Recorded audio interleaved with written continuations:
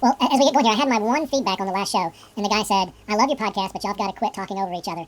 And I said, what do you mean? He's like, this one guy kept saying, Erick's gone again. I'm like, so if someone does get kind of jittery on the screen, and it's okay, Matt, I'm really not giving you a hard time, I love you, brother. Just remember this, that they are recording real time, so we may not hear them, but when we do it, now if you don't hear what they say, just say, hey, can you repeat that? That's 3, say, hey, 2, 1, 0. You're listening to the Knives Templars.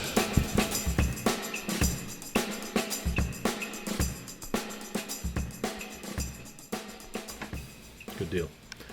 All right, so episode 11, guys. Here we are. What is today? Today is the 15th of July. We started this back in January, and so that means that 2022, again, we're going to be at episode 100, I believe, when Matthew Rich's children are in college in about 10 years. And I'm kicking the bucket.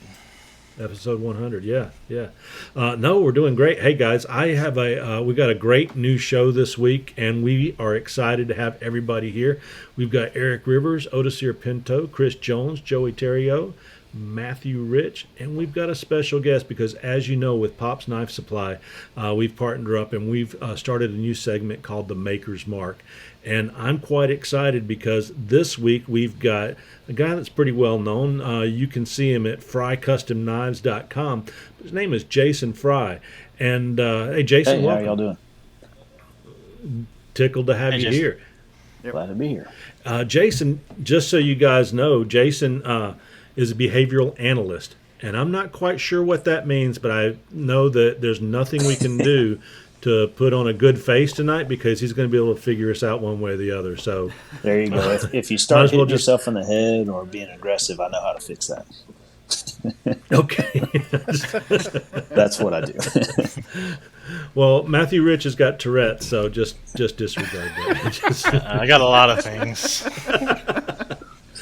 In addition to that, he is a knife maker. He likes to write material, so he's an author. I guess you've done magazine, blogs, and I've done a books. few things. So right now I'm writing for Blade and Knives Illustrated, and I'm writing on behalf of the Knife Makers Guild, and I've got 3 books out in print too. So stay busy. He All right, for sure. Well, it doesn't stop there. He was on Forged in Fire. I think it was season 5, 26. And yeah, and he is a member of the Knife Makers Guild and the American Bladesmith Society. And are you still the vice president of the Knife Makers Guild? So I'm the vice president of the Texas Knife Makers Guild. I am on the board of the Big Boys Knife Makers Guild also. I'm just like the junior baby board of directors guy. But I am on the board of that one. Well, it sounds like we've got a little bit of royalty, so to speak, on the... No, I said that we all are humble here, but and part of being humble is recognizing people that have great skills and have certainly grown to where we all may or may not want to grow, but certainly when you have somebody on that is that vested into what we all love to do every day, we're going to not necessarily put you on a pedestal, but we're going to hold you up and listen to what you have to say today. So, guys, as we always do, find out what's been going on. I hear Erick Rivers has some new internet service. How you doing, Erick? What's been going on? I'm doing good. I am happy that I have new internet service because having kids that all have tablets and phones and all that stuff, at any given time we could have 7 things running off our internet. So it's definitely nice to have the upgrade and be able to have it reach out to the shop. So I am happy about that. But really, it's just been working. My regular job's been kicking my butt lately. So it's everybody decided they wanted to buy RVs. And I'm waiting until they all are ready to start selling them. Yeah, I mean it's been crazy. Almost I'd say probably 95% of the people buying them over the last 2 months were all first-time RVers. People that have never pulled a trailer, people that have never had a motorhome. People that the biggest vehicle they've ever had was a Toyota Camry, and they're buying a 40-foot, motorhome and having to learn how to drive it, and it's wow. So many people making random lifestyle choices. That's a smart decision with $4 gas. $5 diesel. I thought it would go down. I thought that That's right. that the market would change and And I was thinking, okay, cool. Well, we're gonna, this is gonna be a really boring, June, July. Well, the government August. was real excited to tell us it went down 30%, or 30 cents. 30 cents 30 off cents. of $5 In some areas. Yeah. In California, 30 cents makes it what, $7? Yeah, probably so. I'll tell you, I know a little bit about that. I went out and bought my first bass boat, and I had a Jeep Cherokee, and the guy said, "You're going to need a little bit of bigger boat than that." And I'm like, "Nah, it's fine. 4-wheel drive, and this, that, and the other." And I went up to a launch one time, and the guy looked at me. It was over in the next one over, and there's always funny things that take place at the launch, and I'm backing that boat down into the water, and all of a sudden I'm sliding down, and I got the brakes on all the way. My foot's going through the floorboard. My windows are down, and I look over and I see those other guys. I'm sliding backwards, and he goes, "You got enough boat?" And I'm still in full slide, but luckily I stopped, the boat launched, and I got the Jeep before it went into the water, and that's a big reason for going out and buying an F-150 soon after that. Told my wife, I got it. I got to sell it. I don't have enough, I don't have enough truck for this boat anymore. So, Eric, how's your, I think I know, but just to catch everybody up, how's the new workshop coming? So it is actually coming along now. I will probably have a video release in for it within the next week or so, having all of the framing done.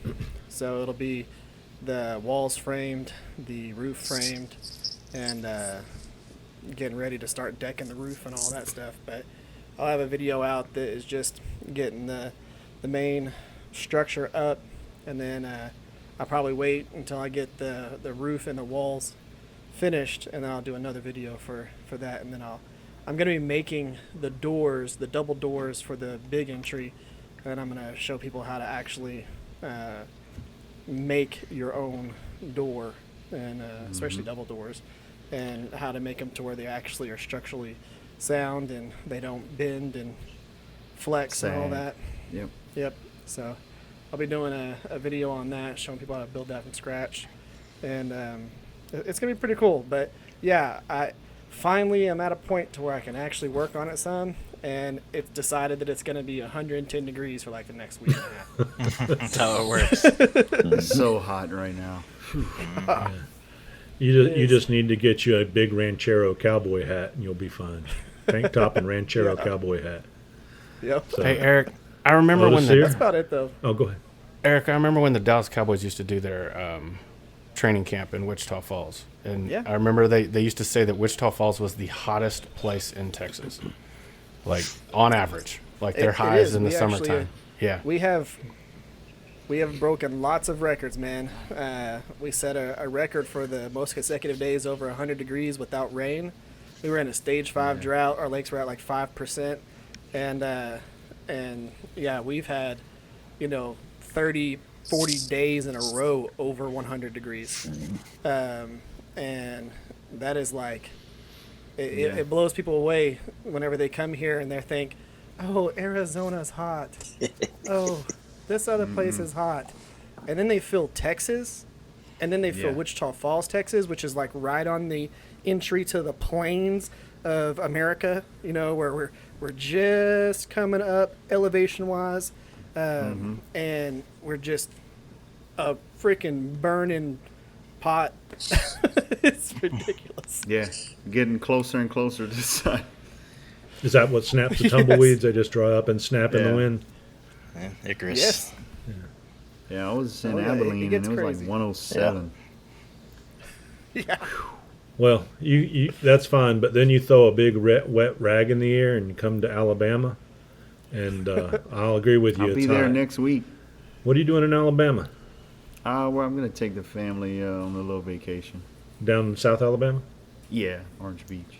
Well, goodness gracious. I'll be down there there in August. It looks like we're all getting to Orange Beach at the wrong. We're not synchronized. Syncing up. Right? Yeah. So anyway, Odacir, what's going up in Maryland? 55 degrees and sunny and feels like fall. I wish. Right. I wish. We've been hanging on the 90s, 95 today. Humid. Terrible humidity. I don't know, man. It's been It's been hard. It's been really, really hot. I'm not used to that heat anymore. No? Yeah. I missed the winter. You're wearing too many clothes. Not like down in Brazil. Yeah, well, that's what it is. I don't know too many people that can get used to the humidity, the heat. Well, I will tell you, the East Coast, here we are talking meteorology again on the Knife Show, but the East Coast, we talk about everything. The East Coast, up around the Chesapeake Bay, it gets pretty nasty there in the summertime. Very muggy. My family's up in Delaware, so yeah, I know that feeling. Extremely sticky. It's, I don't know. It's, I don't know what's wrong with this area, but the humidity is so high. Yeah. Well, it hasn't stopped you from making knives. I've seen you make a nice full tang, as well as put out some hidden tang knives here recently. Yeah, since last we spoke, I made 5. 2 were commissions, and I had some work done with that Alabama Damascus that I picked up on Blade. Extremely good stuff. And I had another one, a hidden tank chopper, falcata-ish kind of mix in there, Well, I'm excited to tell you that Schegeman blade wax is gracing your blade. I mixed up some blade wax today, and my knife looks similar to that, Jason, if you're looking to the video we got going right now. But I mixed up a batch of blade wax that'll last me probably about 10 years. But I decided to use your knife rather than mine to see if it melted the steel or not. So. I'm sure it won't, but it's really nice. Again, you can look up recipes online and some of the stuff I've had that I've purchased in the past. It's somewhat the same, I'm sure. So anyway, I was excited to do that on your blade because I want to keep it for a long time.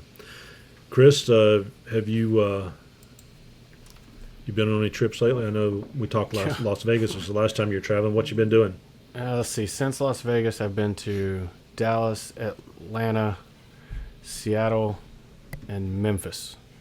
So, oh wow, work's got me moving. Travel's kind of slowing down. I don't have anything planned the rest of July, and probably not anything until mid-August. I may have to go up to Dallas and then to New York City or something. But yeah, that's been kind of keeping me busy. And then it's not for the full week. I'm usually gone for 2 to 3 days. Seattle was the full week, but it was nice. Seattle, the weather was really great. It was a nice, break from the heat. But I can imagine. Yeah, I've been doing that. Been working with my son on some of the 3D printing stuff and the cosplay stuff that he's into, and going to Comic Cons, and so kind of taking a little bit of a break from some of the knife stuff this summer. Still working on a couple gifts that I needed to work on, or donated one recently to a charity that my wife's involved in for it was a Santoku with some G-Carta, rainbow G-Carta on it, Mexican blanket. So it's pretty cool. And then got a couple of customer orders that I need to finish this month for gifts, or timing wise the customer needs them this month. But now I'm kind of, like I said, slowing down, and then in August I'll pick it back up and then get ready for that Louisiana knife show. Were you ever I've already got some stock, so I'm good. But were you ever able to execute any Texas justice on the fellas that blew up your son's library? Yeah, well, so yeah, for those that didn't see, I'm not talking about a hanging. Yeah, my son did my son's 17, and he recently at the end of this month he'll be doing his Eagle Scout border review. All right. And so he finished his project. He built 2 free little libraries for our neighborhood. They've been super well received. Like one of them we've had to restock like 3 times. But there was one near the park, kind of standalone. And on 4th of July, some 3 boys around the age of 12 were shooting at the plexiglass with an airsoft rifle. And then that didn't break it, so they decided to take the butt end of it and break it, and then destroyed the hinges as well. My dad happened to be right around the corner and didn't witness it, but saw the boys standing there. Another person witnessed it. So, and then later that night, after my dad had taken off the door, we were vacation. We were at the Frio River, which isn't much of a river right now. He had taken off the door and all the books, and somebody set off fireworks inside of it. So, the parents came forward and identified their boys. Those boys have either apologized or in the process of apologizing. They're writing letters to my son, to the HOA, and they are going to be coming by next week to help with the repairs. I told these boys, I said, look, I work a lot with scouts, both boys and girls your age. I made some dumb decisions when I was a kid. I learned from them. I told them, I said, if you take responsibility, show remorse, and are sincere about it, and then help make amends, then it's all good with me, right? That's great Texas justice right there. That's wonderful. They're 12, right? I mean, they shouldn't. They made a bad decision, right? They realize it was bad. They're being punished accordingly by their parents. It's not for me to punish, and they're going to help with the repairs. So good. In my book, hopefully that's a big life lesson for them, and they realize, right, the consequences of their actions. You know what I'm thinking? Now that you've got the security down, you've got kind of everybody keeping an eye on it for you. Have you thought about increasing your knife sales? Maybe putting a few knives in there with some prices on it. Maybe some tomatoes from the garden for $1 a pound or something like that. That's right. Yeah. Although I saw something the other day that I thought was genius, and instead of a free little library, they called it a free neighborhood blockbuster. Mm-hmm. And people were just putting all their old DVDs in it, like kids' DVDs. Yeah. And then I thought, well, who still has not as many people have a player to play that, but if you had a DVD, like that'd be great. Just like, I'm gonna go grab a couple movies. So I've even thought about, hey, let's throw a couple of DVDs in there and see if they disappear. See the older neighborhoods have beta tapes. The older neighborhoods have beta tapes. I still have some beta tapes. VHS. I still have a VHS player too. I've got some old Blu-ray. Is it Blu-ray? The big albums. Oh, Laserdisc. Yeah. Oh, yeah. Laserdisc. Yeah, that's what it is. Laserdisc from that was from 1983, 84. I've you had to pause the movie halfway through so you could flip it over. Yeah, I've got some James Bond stuff. So, what's up, Crawdaddy? What's going on in Louisiana? It's hot. Yeah? Yeah. Not too much, though. You've been putting out some pretty knives? It's pretty leather. Just making a few knives, making leather, some sheaths. Yep. Working in this heat and trying to get my vendors and supply chain down for materials and parts. Is this for knives or is this for your this is Towbot? Towbots. So I've just been working, doing on that and making knives whenever I can. Yeah. How's the Towbot business going these days? Good. It's going real good. If I could, it'd be even better if I could keep up, and if my vendors could keep up. Yeah. Is this a company you own, by the way? I don't know if I've ever asked you. No, my father-in-law actually runs it, so I work for him. And here in the shop, we do both. I make knives and make Towbots. Well, that's a wonderful situation to be in, especially. Right. It's not like he's ever going to fire you. No. I mean, he probably wants to sometimes. Well, as long as you keep your wife happy, he won't fire you. There you go. That is the key. The key. But seeing you take off on anniversary trips and what a good family man you are with baseball and everything, I think he's probably pretty happy to work with you every day. You're just the annoying son-in-law, but he loves you. Oh, yeah. He's like, you're just dirtying up my shop with all this grinding dust and wood dust. Well, tell him, say, hey, if there was a better bonus program, I wouldn't have to be making these knives. I'm loving the EDCs that you're making, though. Those little EDCs that you're doing. Really, really have been digging those, man. Gorgeous. Appreciate it, yeah. Rich, you got any new news to tell us? Any new news? Oh, I got some new news. Well, let's open the can with, we got a new baby on the way. So, congrats, awesome. man. Thanks. Yeah, so congratulations. I got a 4-year-old, a 2-year-old, and a new one, and might as well get it out of the way. And I think this will be the last one for me, so I'll be doing the thing that all the kids are doing these days, and snip, snip. Turn the plumbing off, man. They'll sneak up on you. Yeah. So that's going to be done and over with. Other than that, I've been doing some upgrades in the shop and send me a message. Send me a message. Let's have a conversation before you do that. What do you want to watch? Do you want to watch? No. Let me just say that doctors make it seem like this is a routine, like you're just going in for like a filling or a teeth cleaning or something like that. It's not, and there can be complications. So I just want to make you aware of some things before you decide to go forward with that.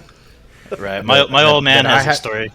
That I had? Yeah, there's some stories. And then the thing is, like, after I had that, then like half a dozen guys told me later, they're like, oh yeah, I had complications. And I was like, where the hell were you before I went and did this? Right? Like, so I've made it a point to anybody that says they want to do that. I'm like, feel free, reach out. I'll, share some things with you that we won't share on the podcast.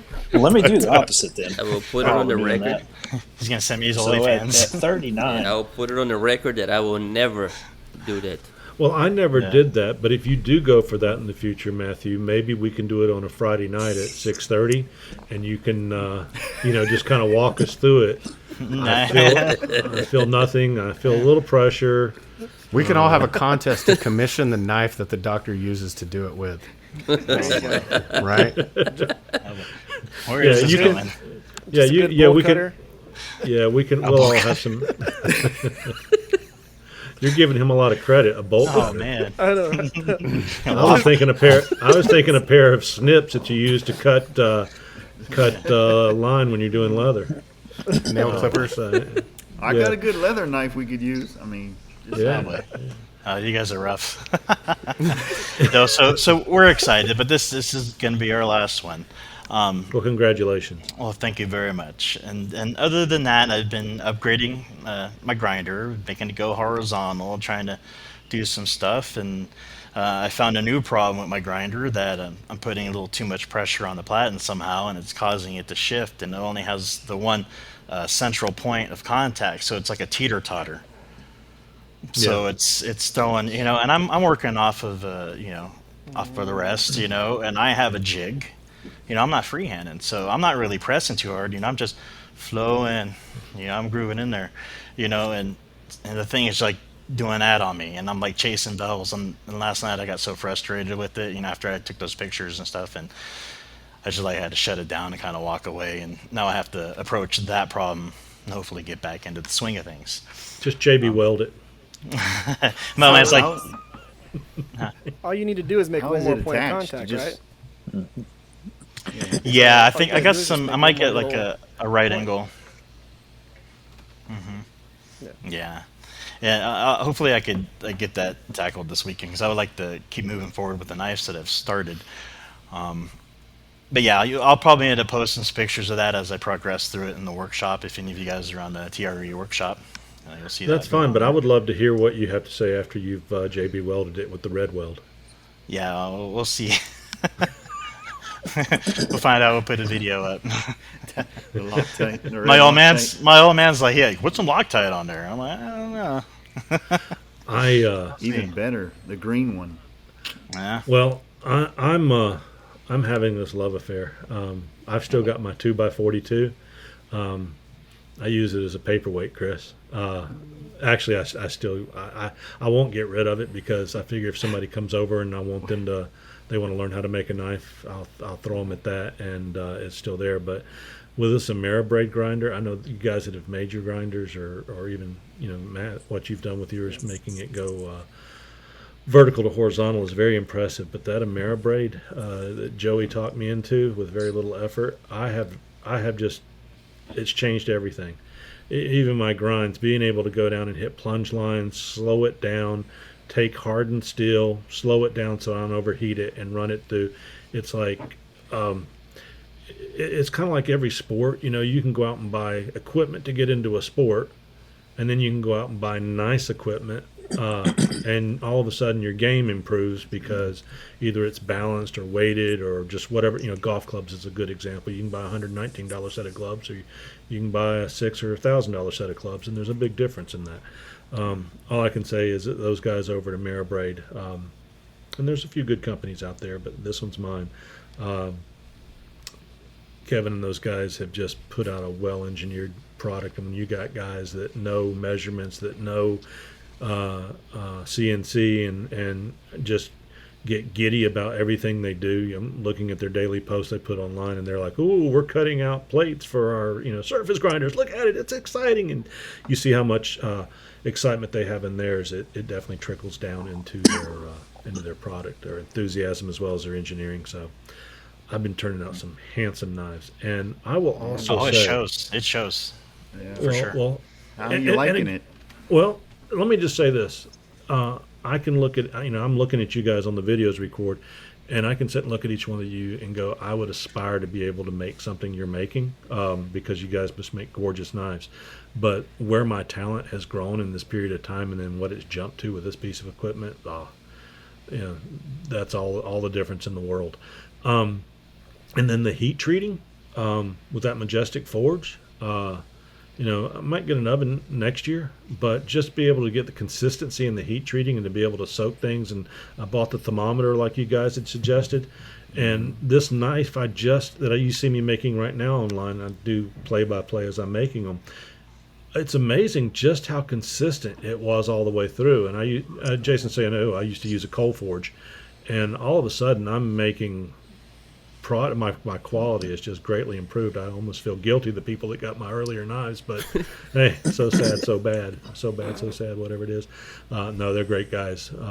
But I do have four Vikings over in Norway that got my first 4 knives I ever made, and I promised them at Christmas time I'll be sending them 4 new ones. So I have you guys to thank for that the last couple of weeks. So anyway, speaking of that, I think let's talk about those guys over at Ameribraid right now and let them know what they can do for you.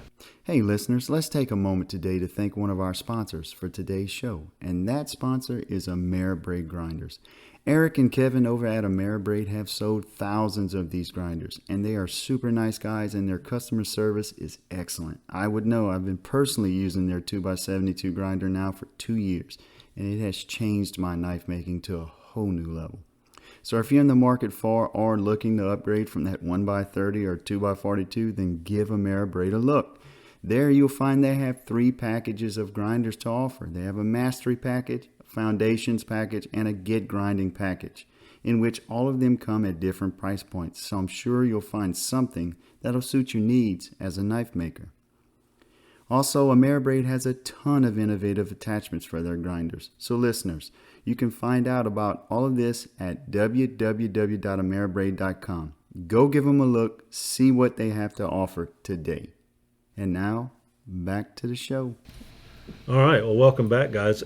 As we had talked last episode, was our first episode, and with the Maker's Mark, and we are fortunate enough to appear to be really good at what we do, so we can go out and Shanghai some great knife makers in here.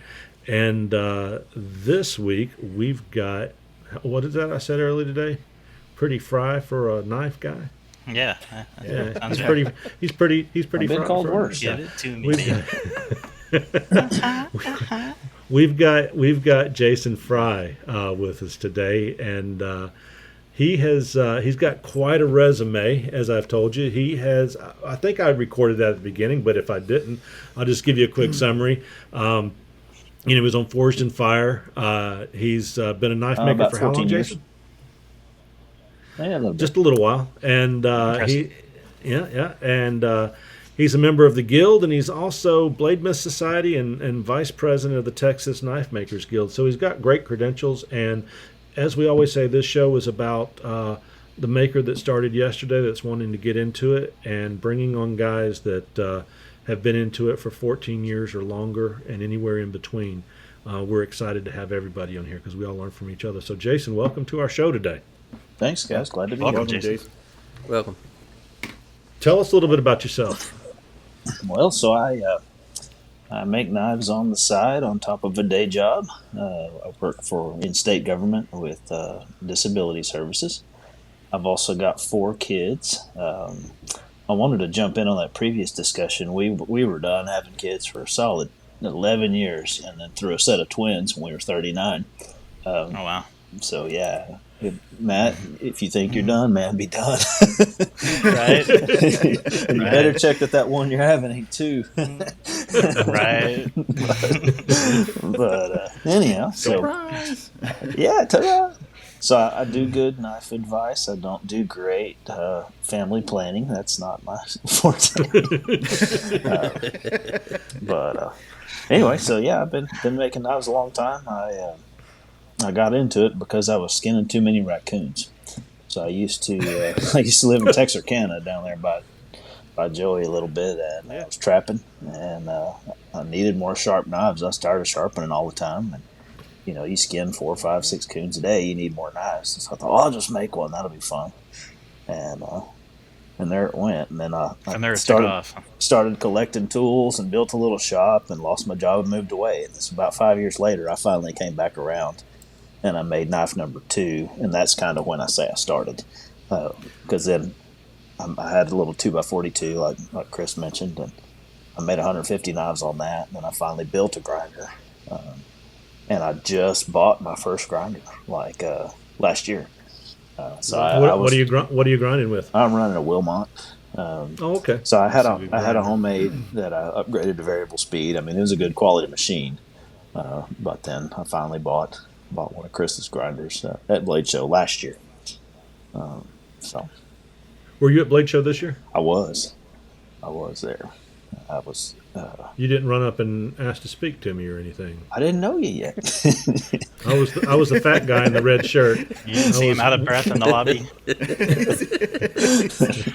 You were pretty lucky because I was past giving everybody COVID without knowing it. Oh, great! So, I'm glad I missed you then.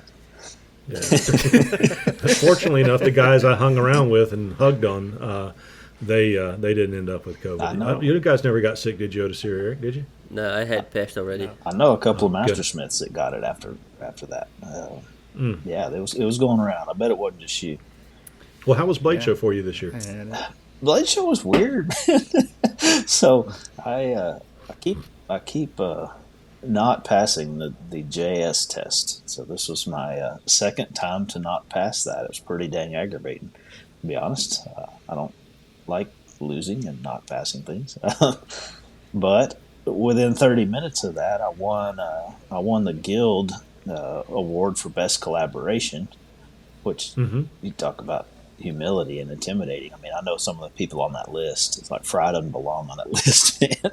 With Buster and Julie or Orensky, or with Bob Lovelace and Steve Johnson and Van and Delana, that win best collaboration. And why am I even on that list, right? So that fell within about 30 minutes of that other failure. So, and then I sold 3 customs and 3 of my new production knives. So it's decent.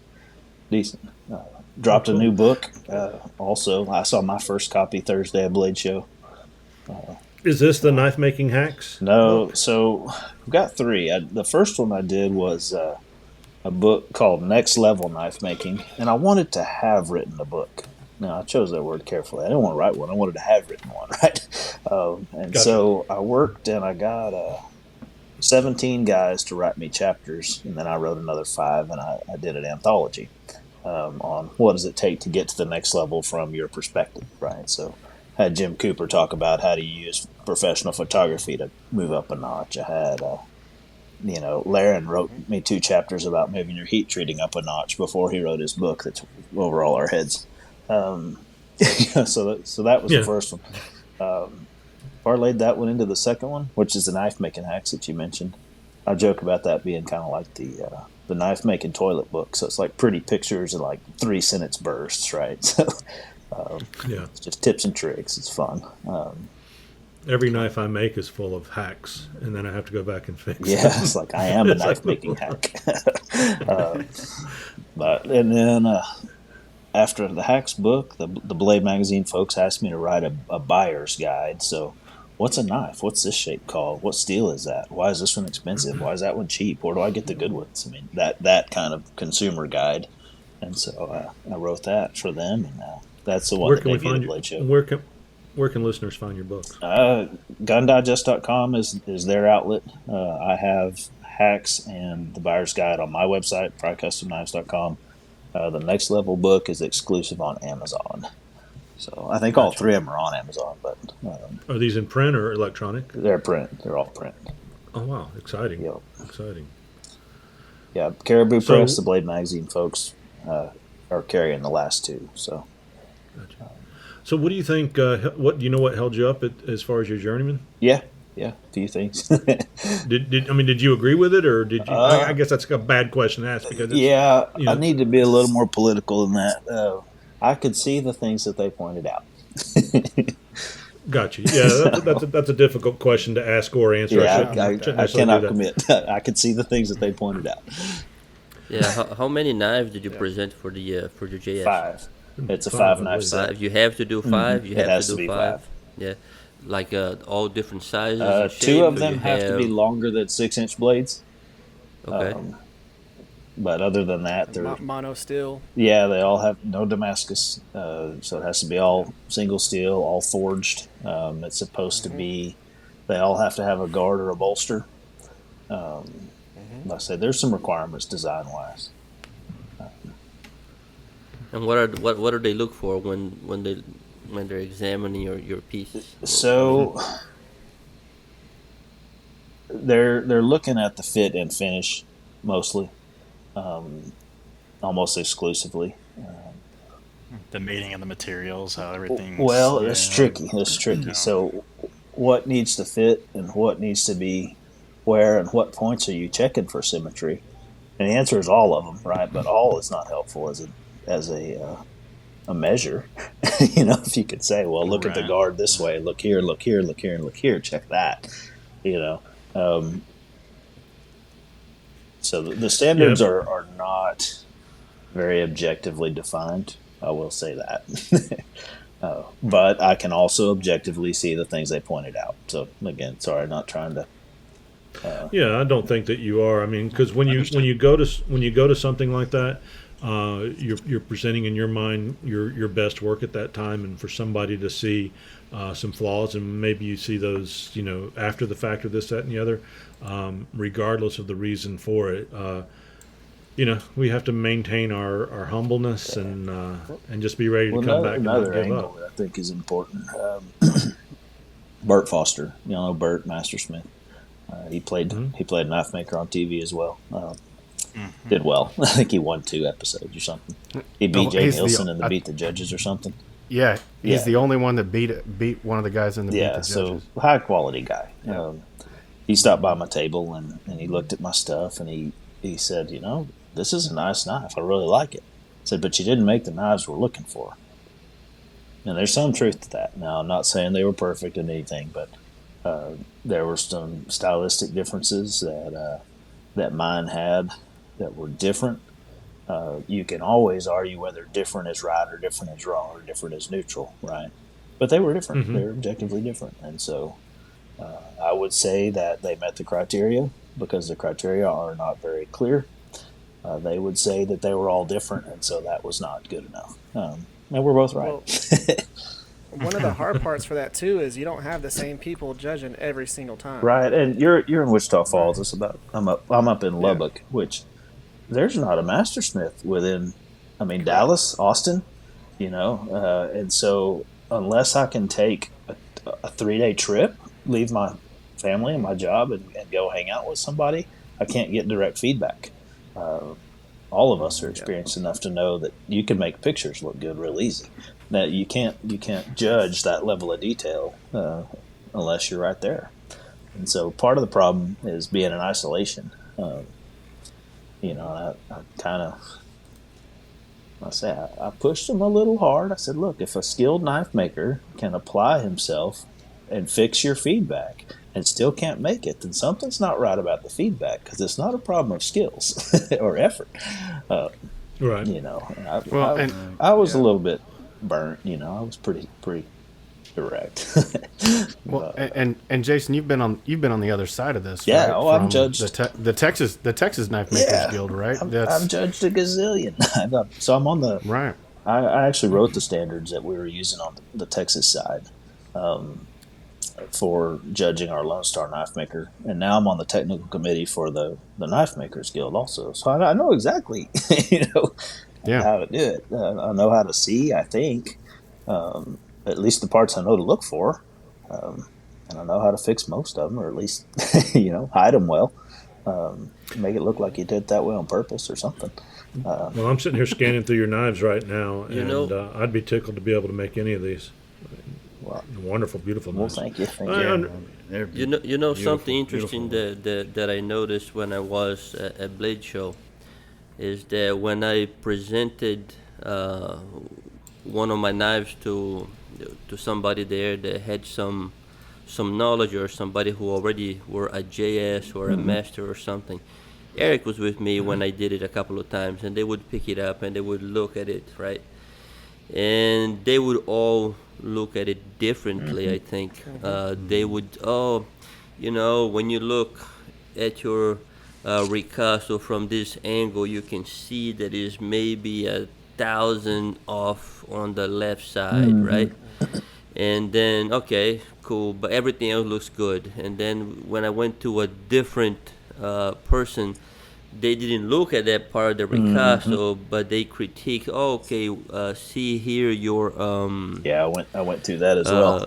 What you call it, the museum fit or heirloom fit or whatever they call it, different names, right?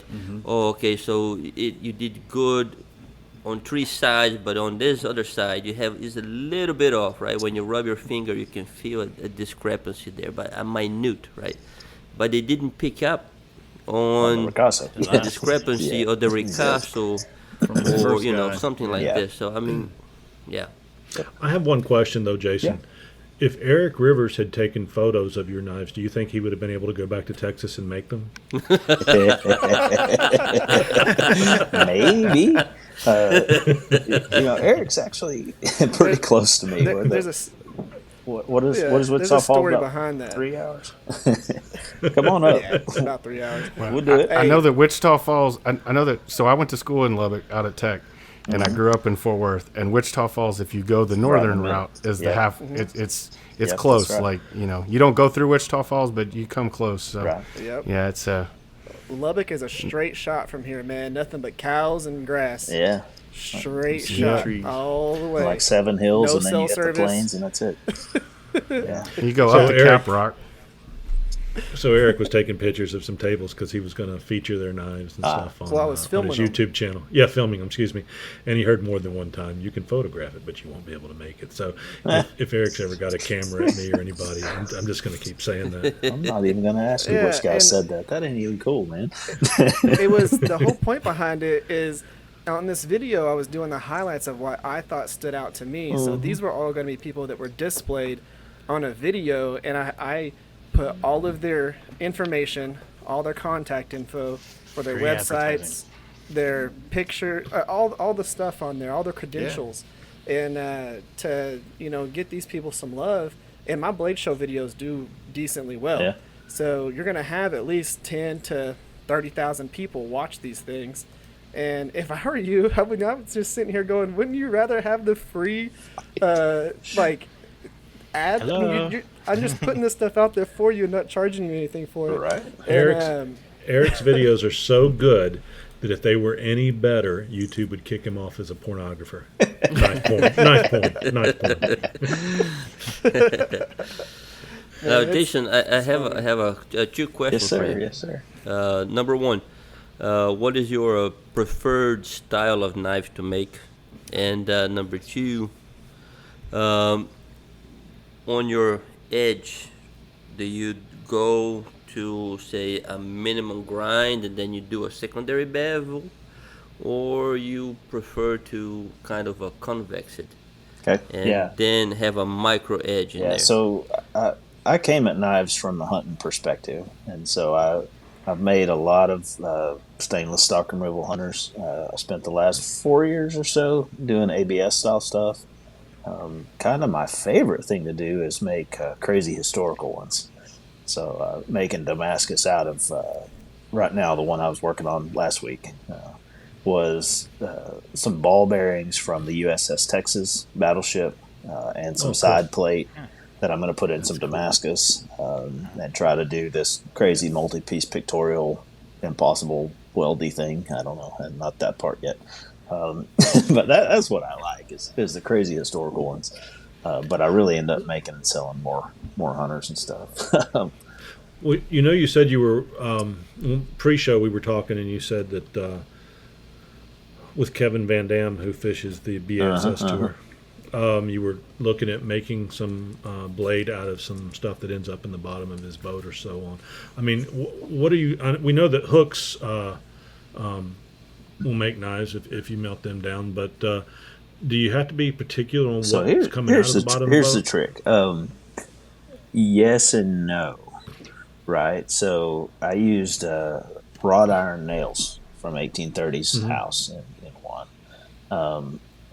But what I did was I put that in some Damascus in a can, and then I made a bar out of that, and then I put that bar into a stack, into a stack, into a stack. So it was a piece of a 300-layer bar.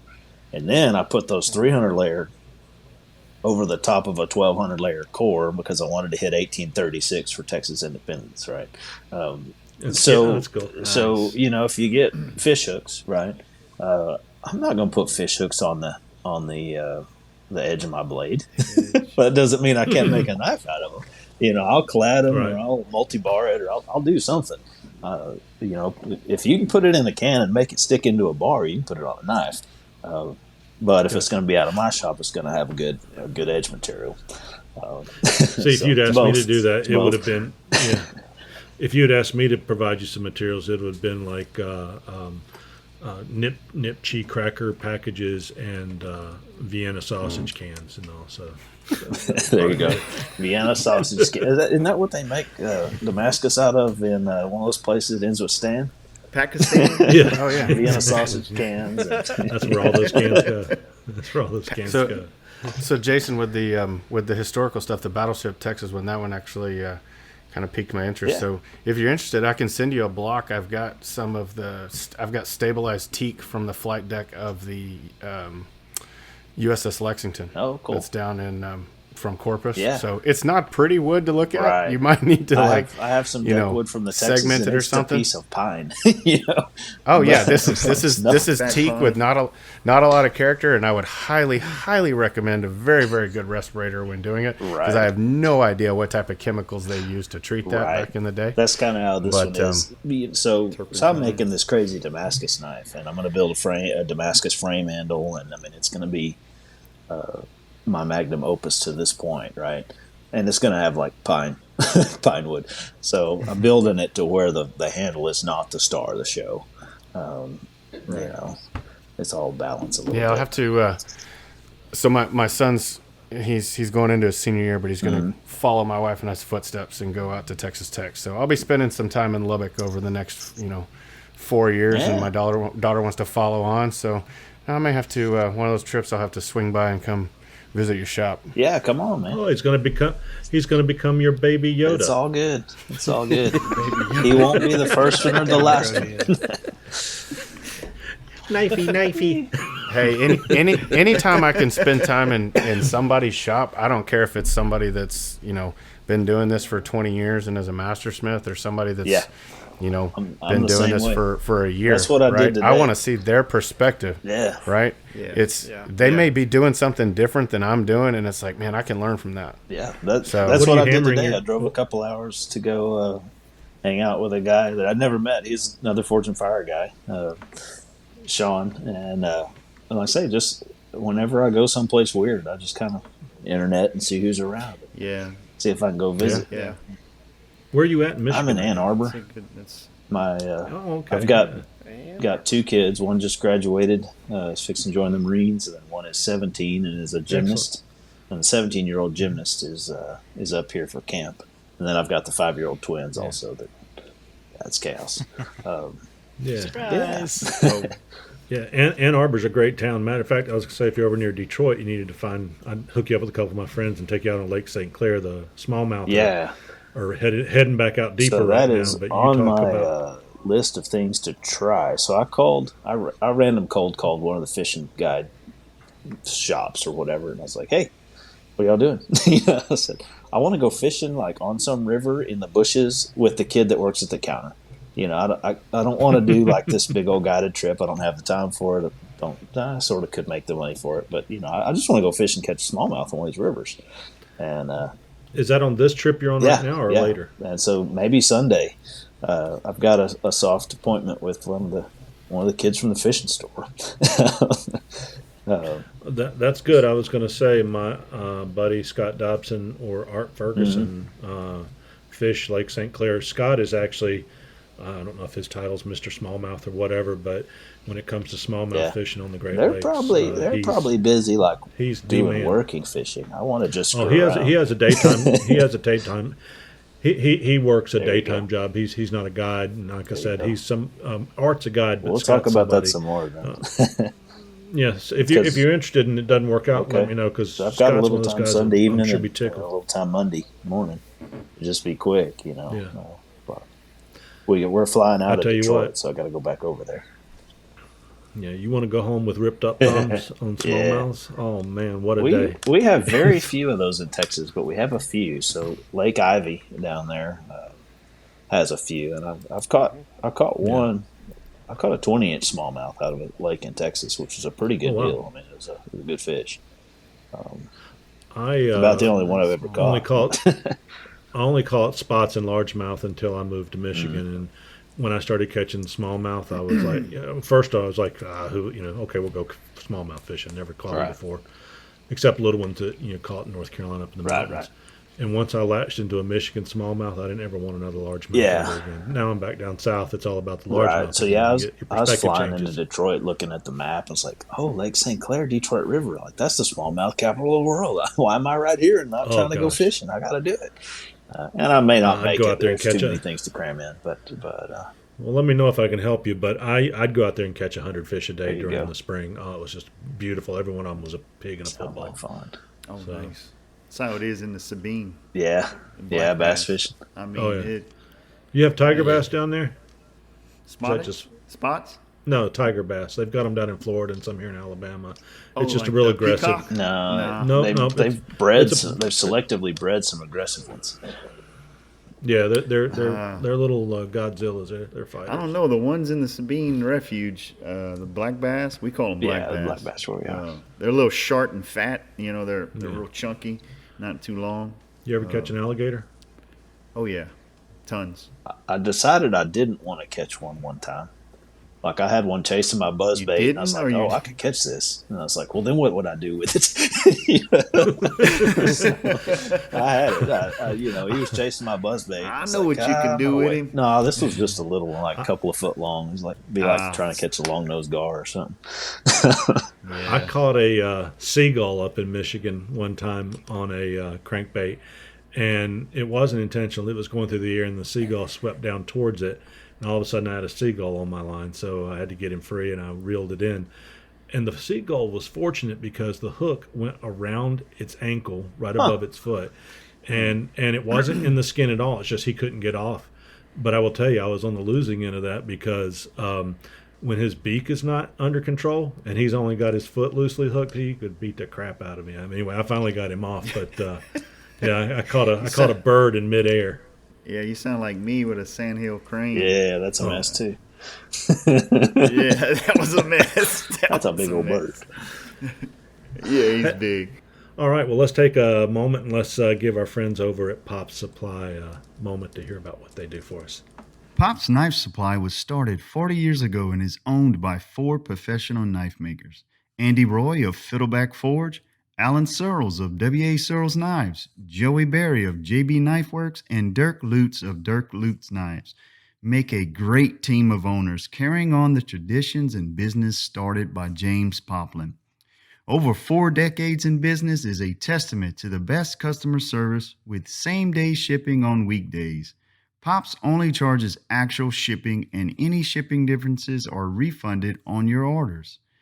Everything you need to make knives, from grinding, steel, pin stock, heat treating, and more, can be found at Pops. Visit them at popsknife.supplies. And now, back to the show. All right. Well, welcome back, Jason. So you're a Forged in Fire alumni as well. Yes, sir. Tell us a little about season 5. How did you get on the show, and what are your thoughts? I had a great time with it. So all you do is you just apply. I mean, they put out a casting call, and you say, "Hey, I want to be on the show," and so does everybody else. And so you have to send them an application, and then you do a phone interview and a video interview. And, I'll say it's just they're hiring you for a job, sorta. You know. Well, what would you say is the minimum technical aptitude to be able to get on a show like that?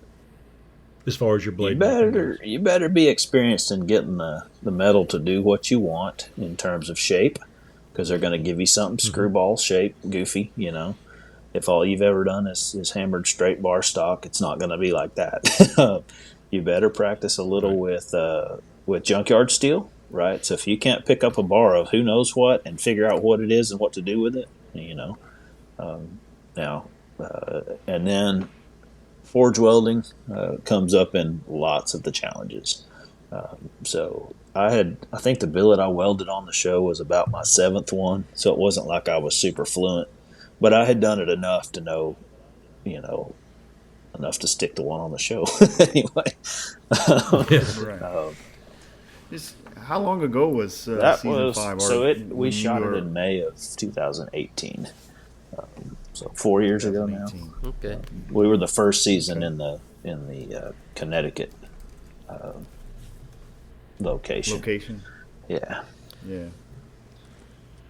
Did you wear the same 3 clothes or the same 3 sets? You wear the of clothes? same one set of clothes for 3 days. Yeah. Yeah, they want the dirty one, because if you got a spot on it on day 1, that spot needs to be on your shirt on day 2. They. So how long does it actually take to shoot the episode while you're there? So. Because they say, you have 2, 3, whatever. 2 hours or 3 hours. to So forge the blade, right? Is it really 2 hours? Yes and no. So yes, the clock is real. Absolutely, the clock is real. But you do a whole bunch of offset work, so stuff like we're doing now, just talking into a camera, talking into a microphone. All the interview pieces, takes hours that they don't tell you about, that you never see. Right. And then, every time there's a set change, so the cutting tests, right? If they cut a row of apples for me, and then they cut a row of apples for Chris, and a row of apples for Joey, well, there's 30 minutes in between those apple sets, right? They clean up everything and reset it all. So the clock time is real and straight. It's legit. But all the rest of it when the takes 2 hours long. clock starts. Yep.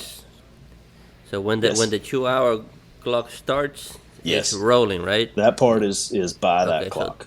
The rest of it takes forever long. Okay. So we shot the first 2 rounds in 3 days. Even though the 6 hours on the clock was real, it still took 3 days to shoot all of it. And then we did 5 days at the house, also at my house. When you were at the house doing your final project for whatever blade you're doing in there, can you work continuously, or you have like a set of time? Okay, both. I have to work from 8 to 5. So they give you a number of hours you can work during the day. So the first day I think we got 5, and then we got 8, and so, but the 8 hours starts when you start. So, if I'm the kind of guy that wants to get up and start working at 4 o'clock in the morning, I'm not, but I could have, and I would get 8 hours. You get a 1 hour lunch break off the clock too.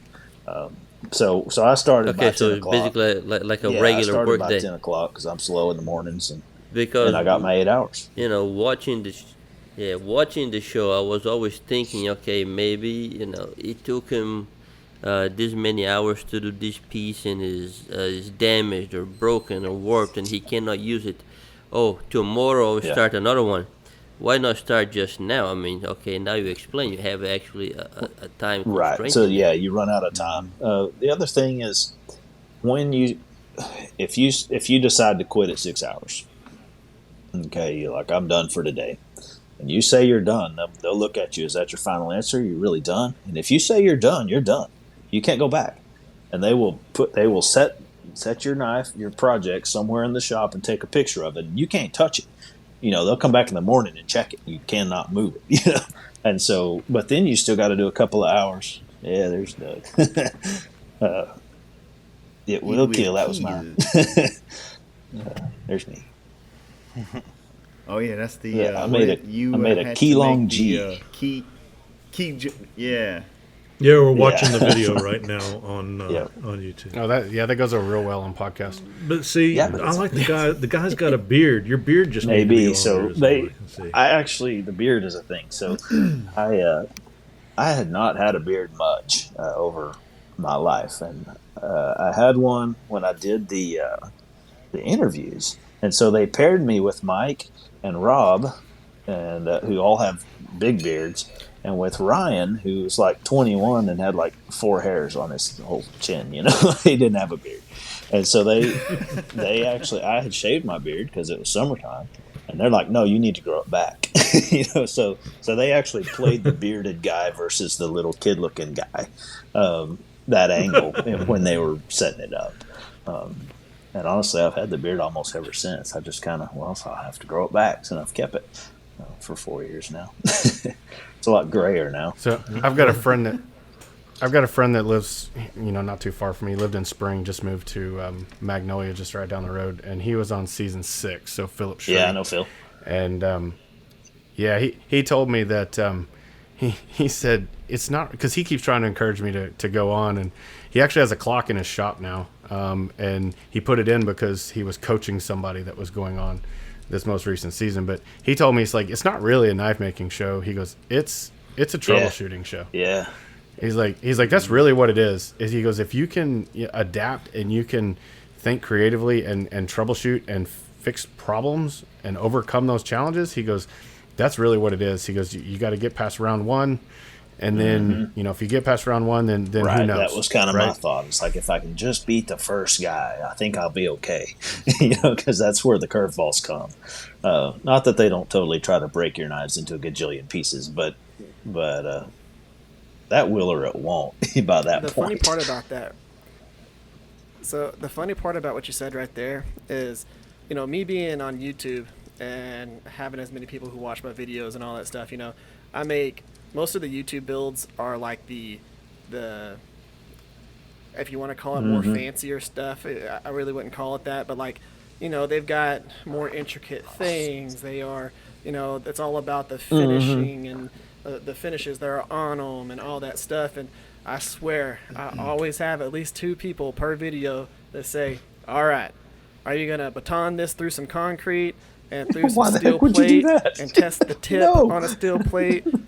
Hammer it through a drum. No, I'm just like, guys, that is not real life. You don't take a shot. You're trying to find exciting ways to break your stuff. That is not what you do to an actual knife. Yes.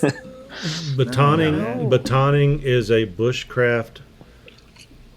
It's a bushcraft excuse for when you forgot your actual chopping tool. Exactly. Thank you. Right. Thank you. Bushcraft guys. I still love you. And you're doing 100%. You're doing it on the right type. And even if you are doing it, you're doing it on the right type of the wood. You're doing it with the grain. You're not doing it against the grain. Nobody's taking their chopper to a green tree and just like, oh, let me just chop down this 6-inch white oak or something branch coming out right now. Right. Yes. Like, come on, let's go see if I can chop this down. But now, you'll get a blister before you're done. Just to make it okay, on the Facebook forum, I did take one of my Wakazashis and completely broke down a tree. So all the limbs off of it. Well, yeah, but that's like a short sword, right? The body of it. It's made for swinging. Yeah, about 20. That's different than 24 taking inches. a 6-inch knife and trying to cut down a cinder block house with it or something. 100%. But the thing is that Chris is a backpacker too, and I have done quite a bit of backpacking in my life. And when I went out on the trail, I always took as small a knife as I needed, whether I was going to be out overnight or for several days, because you're just cutting a little bit of stuff. And this is the biggest knife that I take. I've got a Benchmade bug out. It weighs 1.8 ounces, and that's it. That's all I take. That's all I need. And not everyone in the group needs one. When I took all those boys backpacking through scouts out to Philmont, now granted, a lot of them took knives because, they wanted to, but you need 2 knives for a group of 8. Yeah, that's probably about it. That's it, right? Mainly just for what happens if you lose one. And you're not bushcrafting. You're using it to open mountain house packages, right? Like you're using it to cut some paracord. That's it. That's all you need for backpacking. Clean your fingernails. While you don't have anything else to do because there's no internet out there. Yeah, absolutely. And you're too. And if you're a real outdoorsman, you're too dang tired when you get to camp to even want to use a knife. You just want to. I'll just add a little cold water to this mountain house and crunch it down. But but I will tell you. When Armageddon comes and everybody's, I'm going to wait for the bushcraft guys to build a shelter, and then I'm just going to take it from them. I'll take this right here. It's kind of like all the people that are out buying this survival food for the Pentecost or Armageddon. It's like, you guys are so crazy because all those other guys are just going to come. We find out you got it in your house. Grocery store just opened. So you look for the fattest. You look for the fattest guy on the block, but he's got food. He's got food. Yeah, tear. Food and TP. Yes.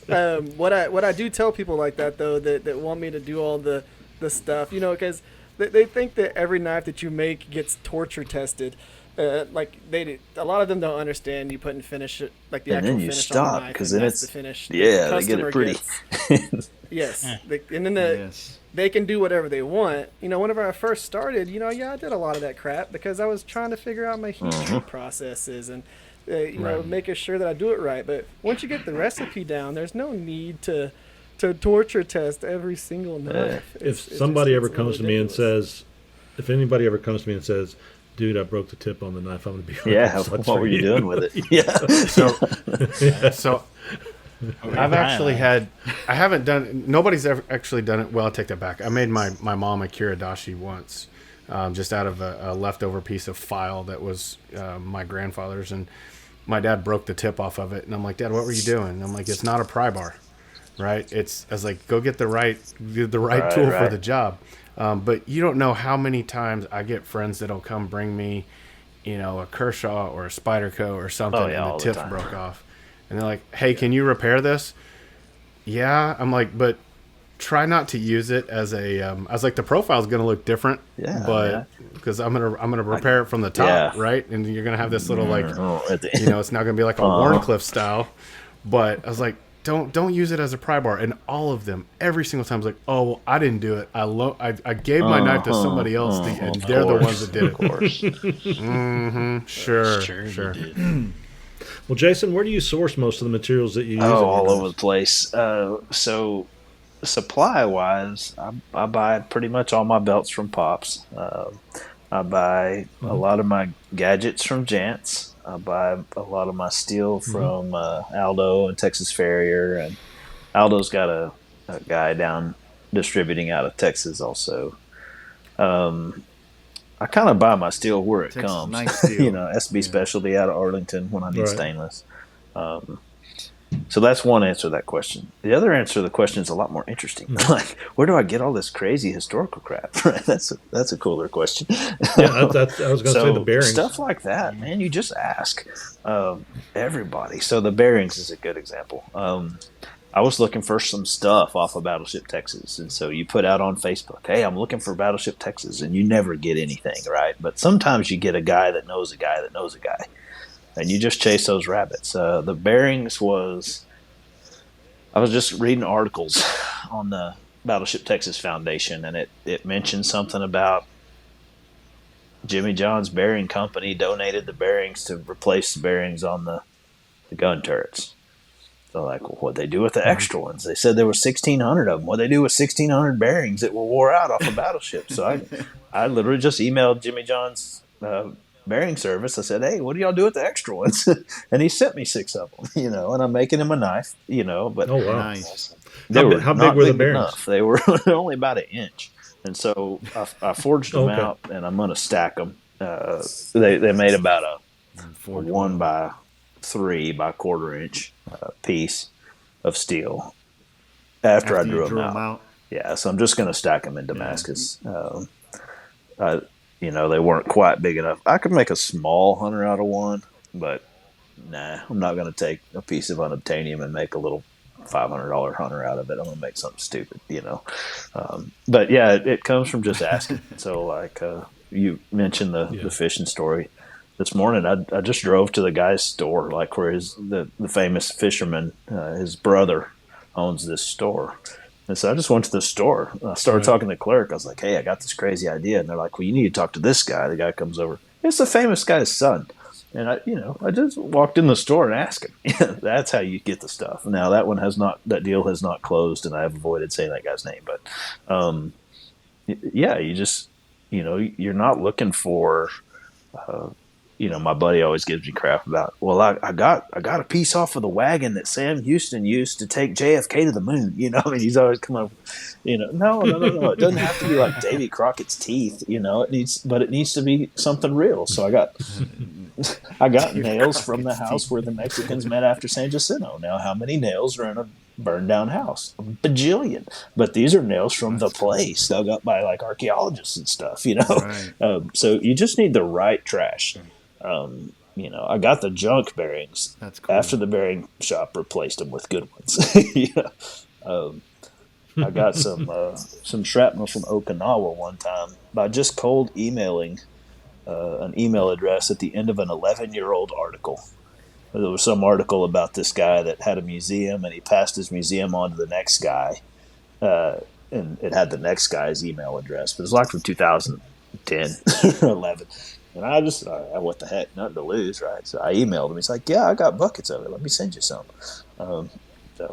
It's just networking, and not being afraid to ask and taking lots and lots of no's. And you also can't, if I want a 400 grit J Flex, I know where to get that.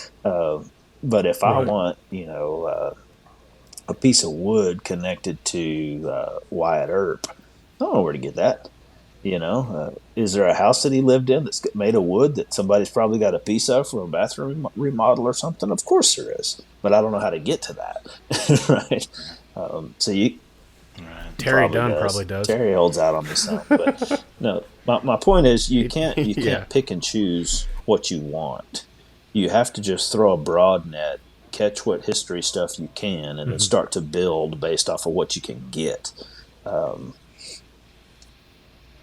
Is there a be on the lookout at most historical museums? No, because I found out something goofy.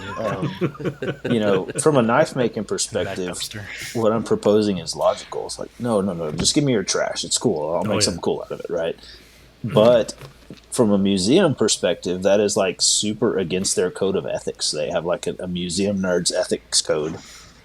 And once something is in the museum, it cannot go out of the museum system without going through the world's longest documentation process. So even though they have historical junk, that's not worth displaying, if it's real and it's documented and it's made it through their process, it's really complicated to get it out of their process. I say I'm not a museum guy. And then destroy it in their eyes and make a knife out of it. Well, and some of them even think it's cool. Like some of them think it's cool. They get it.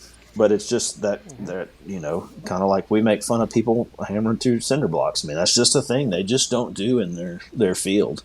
In the American Museum Association or whatever it is, their ethical code literally prohibits them from disposing of stuff like that. And it's not because we're going to destroy it. It's because they're not allowed to give it away. And I didn't know all that till I started chasing rabbits looking for stuff, Yeah. Well, you had talked about some scales that weren't going to be the major aspect of blade you're making, but I tell you what, Chris and Joey and several of us have a great relationship with Sarah over at Sikowski Scales, and let's hear a little bit about what they have to offer. As knife makers, we all know the importance of quality handle material. Something that's both tough yet beautiful will increase the value of your knives and allow you to build something that your customers will love. When it comes to the handle material for my knives, I choose Swikowski Scales. Run by Sarah Halpane and her mentor, Alex Swikowski, they have a combined 20 years experience making handles and knives. They offer stabilized burls, exotic hardwoods, vintage micartas, and some of the best segmented scales in the business. Find them on Instagram at Swikowski Scales or on their website, swikowskiscales.com. That's SWIECZKOWSKI scales.com. All right. Well, welcome back. We were just talking about getting people's trash and making some interesting pieces from it. Certainly has inspired me. And I'll tell you, reason being, and it's not on the scale of what you're doing, is when people go into the national forest down here in Alabama, if they come across any scrap steel that may be the piece of an old truck that rusted into the ground 70 years ago, they'll bring me the leaf springs or something out of it. And honestly, it's really fun repurposing that, even though the story isn't as cool as having a historical reference, but taking something like that was something else at some time so long ago. I can really relate to what you're doing. That's really cool. What's the most what would you say is the most interesting historical reference you've got? You mentioned the nails and the ball bearings. So I have a piece of wood. Actually, I got a little box of firewood sticks, of wood from a tree that Sam Houston slept under on the first night after they found out the Alamo was lost. Okay, so the news came, hey, we lost the Alamo, and they're like, oh crap, we got to get out of here. So they burned the town of Gonzales and took off, right? And there's this tree outside of Gonzales where they all stopped to camp that night. And same thing, I just asked on a bow hunting forum, hey, is anybody from Gonzales? And ended up getting the guy's cell phone number that his parents own the ranch. And he sent me a box of firewood from underneath the tree that Sam Houston slept under. There's a historical marker. So and cool. So that one was fun. Another good one I got was... Now, will you stabilize this? Will you stabilize that if you ever use it? It's just live oak, and it's just seasoned dried live oak. I mean, it's not much harder in the world anyway. Right. And it was honestly small. Like it was a pretty small piece of wood. It wasn't like I got big chunks. Another good one, I got a grape shot. So like a cannon shotgun, right? Mm-hmm. 1 inch balls in a canister shot out of a cannon. I got a grape shot from the Mexican camp after San Jacinto. They were shooting bronze shot. They could tell us Mexicans because the Mexicans had bronze and copper shot, and the Texans were shooting lead because the silver mines in Mexico were producing copper and stuff as a byproduct. So they were making their shot out of their silver mine leftovers. Makes sense. Erick and Odacir, we ran across some guy at the show. He had the great sense of humor. But he had several pieces that had kind of a historical reference to him. You remember anything specific he was making? Dad jokes are us. He had all the dad jokes, but his stuff, he had the Shawshank Redemption. Yeah, the Shawshank tree. The Shawshank stuff. Yeah. He was the guy that was there that had the little shadow boxes that he would make a knife with certain pieces of that. I think I saw that guy. I didn't talk to him. He had have like a little window in the handle that may have a piece of the tree or something. So let's talk about that. It's pretty. There cool was a guy. There was a guy that was selling blocks of oak from a tree that George Washington planted. Okay, and it had a COA with it. I mean, it was kind of verified. Did George probably plant the tree? Not exactly, but it was his people while he was living there under it. It was a. Yeah, it was a legit, documented tree. And I bought a block or two, and I pinged Jerry Fisk, who does a lot of historical stuff at a level like way beyond me. I was like, hey, man, I got some wood from George Washington. It's like, hey, give me some. So I went and bought some more for Jerry, and sent it to Jerry, and Jerry sent me a check later. But, one thing we talk about, how much has to be in something before it's in there, right? Like how much World Trade Center steel would have to be in a bar Damascus for it to be made out of World Trade Center steel Damascus? Some. I want it to be as much as I can get, right? But the truth is some. And so, like, if you have splinters of the Shawshank tree and you put it in that handle, that's a handle made with wood from the Shawshank tree, right? And so part of the trick is balancing, using all the cool stuff to make it just friggin' cool, right? But also not using it all up, right? Yeah. So some guys try to stretch it. I like to hunt. Yep. Finding the stuff is half the fun. And so I don't like to reuse stuff over and over again. Like, I've got 4 or 5 more sticks of Sam Houston. I'm not going to do anything with it probably for a little while, because I've already made a big Texas Revolution knife. Until I get some more metal stuff to do another big one, I'm not going to use that. So that's just my style. But there are some guys that legitimately will just put a little bitty piece of something in there, and they'll say it's in there, and it is, and they're telling the truth. Right. If I can get you Forrest Gump's braces that came apart, there you go. The steel from that, I would like that a lot. It would make a nice knife. One of the things that I like to do. Go ahead. Go ahead, Eric. Here's your turn. Now. Me, okay. So a lot of the stuff that I use, Mama I was says gifted. Stupid is a stupid. Whenever you start looking for old school stuff like that, it's okay. Mama is with the principal right now in the house. I'm just out here doing. No,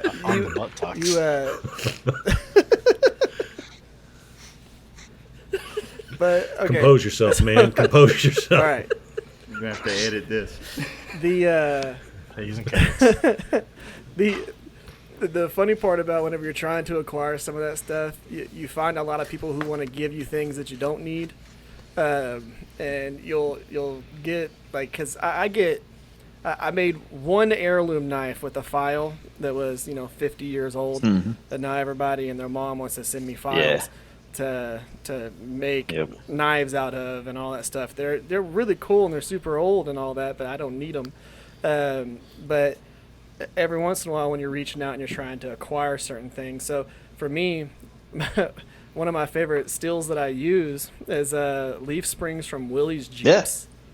I got 2 sets of leaf springs from a Willie's Jeep, and I've made swords with them. I've made EDCs. I made all kinds of stuff with them. I love that because that era of Jeeps is there's a lot of people nowadays that weren't even born in 65, and so these things, having them, and they're amazing. And so I try and track those down, but in the process of tracking those down, you got everybody wanting to get leaf springs. And I don't have that, but I do have 7 shelves of leaf springs. I usually am like, them. Man, that's awesome, but I have 7 shelves of them too, so I'm going to pass. And I don't. I have enough. Yes. I have a set of old International Scout leaf springs that I use for that one-off kind of stuff, and some 58 Ford. Yeah. So I don't. I'm like I don't know. I'm a picky contractor. I only take what I want. Leaf springs outside right now. Yeah. I was born in 1964. I remember 1965. So talking about trees, there's a tree here in Opelousas, a town here in Louisiana. They call it the Jim Bowie live oak. I need a piece of that. Go cut me off some. Yeah. Okay. I have some. I have some. I'd love to have I'll send you a piece of one of these hurricanes that came through. I can't remember which one it was. I'm serious. I've got some. Okay. Now there's a tree in a park like that down in Houston where they came to this tree and were trying to decide which direction to go or something. So it's got a little historical marker, and it's just in a city park. I sent my cousin down there. I was like, "Hey, give me a stick off that tree." Hey, we can get on try. I'll get you some Bobcat Goldthwait pecan. That's interesting. All right. Yeah, I think this tree is 208 years old. Live oak. It's a cross. It's next to a real famous okay. restaurant, the Palace Cafe, which is across from the Delta Grand, which is across from the courthouse. So, but and this thing is massive. I mean, it's probably 10, 12 feet in diameter. Right. That's a huge tree. Yeah. And just roots. Yeah, the roots are like 3 or 4 foot all coming out of the ground. This thing's huge. But the hurricane had kind of split it on the backside, and the branches fell off. And I got a friend that works with the city. That's how it works. When they were cleaning up, that's exactly how it works. Because it's literally just trash. It's like, I was going to take this to the landfill, but you can have some. Yeah, exactly. Yep. Okay. I got a nice slab out of it. I made a cool. cutting board out of a piece of it and sealed it and stuff. But I have some left. I think I might. Yeah, I'll swap you a piece of that Sam Houston if you want. We'll cover that next week later, some other time. Yep. Hey, let's take an opportunity here. We gave Eric such a hard time, or I guess I got that ball rolling. We're going to talk a little bit about the Rivers experience. Be right back. Hey guys, what was your source of inspiration when you first decided to make knives? Many go to the books and also some go to the web, but many also head to YouTube for videos. Well, we are fortunate enough to have Erick Rivers from the Rivers Experience as a co-host on the Knives Templars. But you know what? He's also a sponsor, and I tell you, 27,000 followers can't be wrong in following his skilled and educational regular videos that teach the fine arts of making beautiful knives. I know because I'm a subscriber to his channel, and I learned at my pace and without making those mistakes by walking in the dark regarding knife making. Be sure and check out his channel, The Rivers Experience, on YouTube, or his website at theriversexperience.com. And now back to our show. All right, we are back. No. I was running. to get Eric back. No. All right, guys, welcome back. I tell you what, this whole podcast, I tell you what, we have grown together as such a family. I don't know what we would do if all 6 of us came together in one location, other than I would get lost and y'all would have to come find me. But I've been known to do that. Hey, this has happened. Just put me in a memory unit, I guess. Yes, put me in a memory unit. But anyway, Eric, just giving you a little positivity here. Thank you for what you do. We do appreciate the Rivers Experience, and you keep putting those great videos out, because Shop Talk Tuesday and the different builds you've done, or whether it's a YouTube challenge or even showing us your new shop going online, you bring a lot to the knife making community, and showing new guys and established guys just what we're all capable of. So kudos to you, and thank you for being part of the show. So we were back. We were talking about getting some very special wood, and I don't really have any Bobcat gold. Yeah, you never know, man. Wood. You never know. But I know that if I find something that's really cool in the way of metal or wood, I know that Jason Fry is a guy I need to call and say, hey. If I can't use it, sometimes I know people that can. I mean, that stuff becomes about a network. And if you guys out there, too. Yeah. So, Joey? You said this particular tree, is it still living, or is it? It is. Okay. Yep, it is. And there's quite a few trees, but this tree, the history behind it, you can look it up. Jim Bowie and maybe Davy Crockett had camped around where the present day of the tree is, and set up under the tree. There's it's a historical landmark. There's a plaque, and you can read the little backstory to it and stuff. But there's actually a grove of live oaks in that area, like all across. There's a bunch of big live oaks in that little area in the court, or in the back of the courthouse. So, it's probably an old, an area where they may have had a historical home or something at one point or another. But it's I was lucky enough to get a couple of pieces of when that hurricane came. Just storm damage. Yeah. I got you. So I've been saving it. Yeah, that's the kind of stuff you're like, can you make me like a 3-piece stock removal hunter with no? Not gonna happen. No, I can't. You can't have that wood. I'm using that on something crazy. Yeah, when the crazy Alabama fan several years ago went and killed the trees down at Auburn University. SEC guys here would know about that. He went and poisoned the trees, and of course they made quite a bit of money back on them because they sat and splintered those trees up to sell pieces of them. And now they've got new ones going. And I'm an Alabama fan, but that was just too crazy. So I will hit on one thing, though, when it comes to the stuff that we've been talking about right here. For a lot of new knife makers, definitely not being afraid to reach out and try and find new things and all that stuff. A lot of people think that you have to buy. Let me argue that. That's a fun little rabbit trail. So we spent a lot of time talking about making knives out of weird stuff. And in some of my books, I actually advise against that. Because if you're trying to make a knife that you know is going to cut and you don't have all the skills or all the experience, man, make it out of freaking 1084 and follow the recipe and use whatever you can to make a good knife.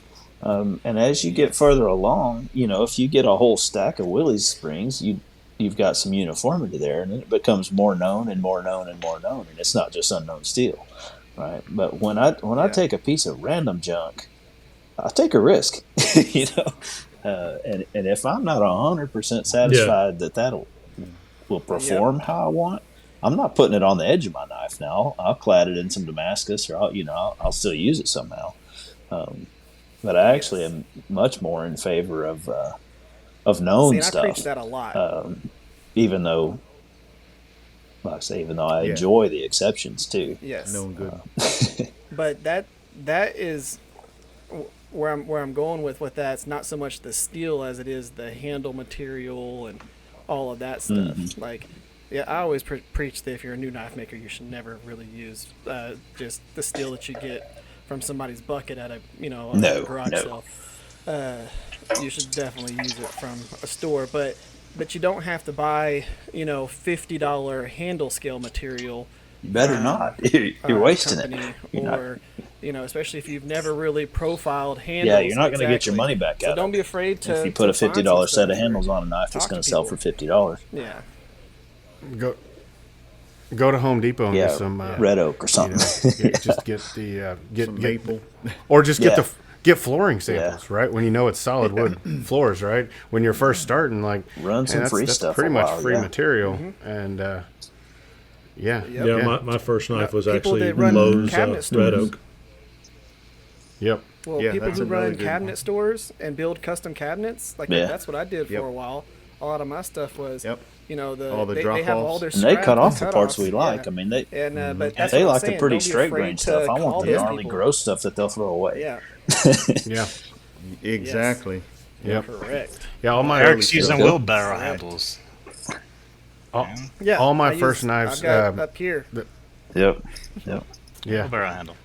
The handles, I went into a Rockler woodworking store one day, and they've got all the really nice high-end stuff, and they'll sell handle scales too, for knives, and you can get cocoa ball and stuff like that. But there was one of those big watermelon crates, right? Like when you go to the grocery store and they shipped in all the watermelons, and it was just filled with cutoff pieces of Purple Heart and zebra wood and all this random stuff. And the guy said that he works with a furniture maker that's all of his cutoffs, and he just tells the guy hey, collect all that. And so I was buying handle material that ended up costing me 50 cents for every knife. I mean, I was buying 2 foot long boards for $3. Yeah, that's right. Right. Yeah, I mean, it works when you're just getting started. That works. Don't go wasting. Don't get some double, triple dyed Terry Dunn. Don't buy walrus stabilized handle material. Don't. Yeah. That's right. Don't buy $80 segmented scales when you're first starting. Now we all aspire to be better than we are. And too, that's though, all. right? That's Paduke, Winge, and stuff. So we all aspire to be better than we are. Though. Oh yeah. So you got to sometimes take a risk, but it needs to be calculated. You need to get to the point where, can I do this without screwing it up, or can I do this? Can I fix it when I screw it up? Right. And yep. Yeah. Will I get my investment out of this? Close. You know, you don't always, especially when you're first starting. Yep. Like first knife I ever had engraved. You know, that's a pretty good chunk. I didn't make any money on that because it was the first one. But I had to get the knives good enough to even take the risk. Anyway. You said something in there. I did that too.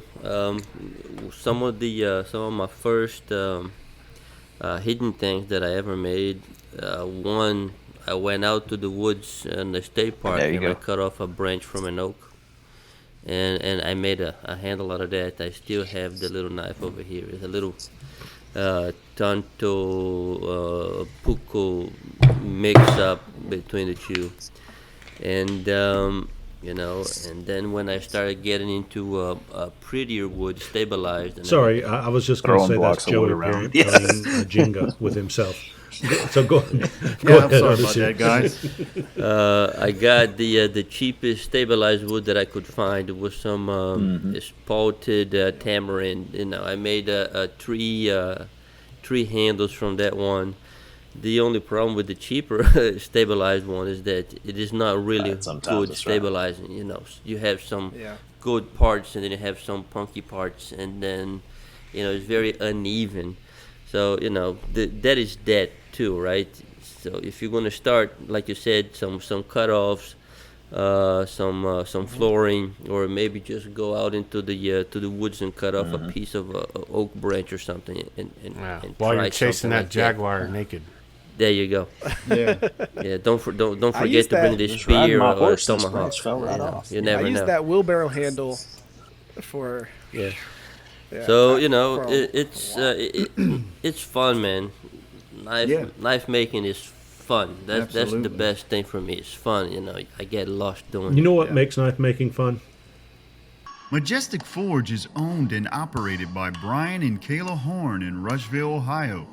With many years of experience manufacturing 2 to 5 burner gas forges, Majestic Forge is your #1 source for blacksmith forges, farrier forges, and specialty forges. They are dedicated to creating top-of-the-line forges at a price you can afford. Majestic Forge has supplied forges to blacksmith schools, high schools, colleges, production shops, and TV shows such as Mythbusters. And Majestic Forge is the forge of choice for televisions forged in fire. Knife makers are in luck as they offer forges that come with 2 or 3 deluxe burners.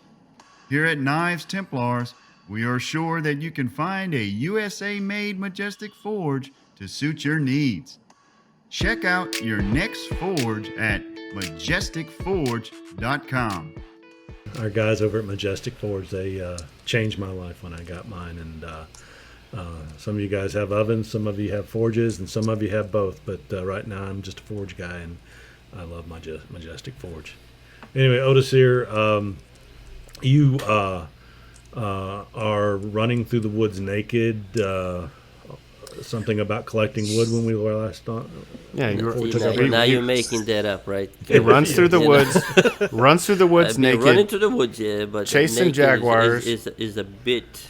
And chopping down tree limbs with a little 4-inch, bird and trout knife. Right? Well, there you go. But just so you know, Jason, this all came because he told us in Laurel, Maryland, he only forges by the moon. In the nude with pinto sauce. Well, that's how he gets. That's how he gets his knives extra hard. So we didn't make that up. And he howls when he quenches. Yes. Do you know what the pinto sauce is, Jason? I'm afraid to guess. Yeah. Well, is that trade secret? Episode 100. I'll tell you what it is. Yeah, you got to be in the club and. Yeah. It's just some good forging potion that Odacir uses. So anyway, so guys, we're tell you, go ahead. I haven't used the pinto sauce yet, but I've been using your little ball peen method with straightening.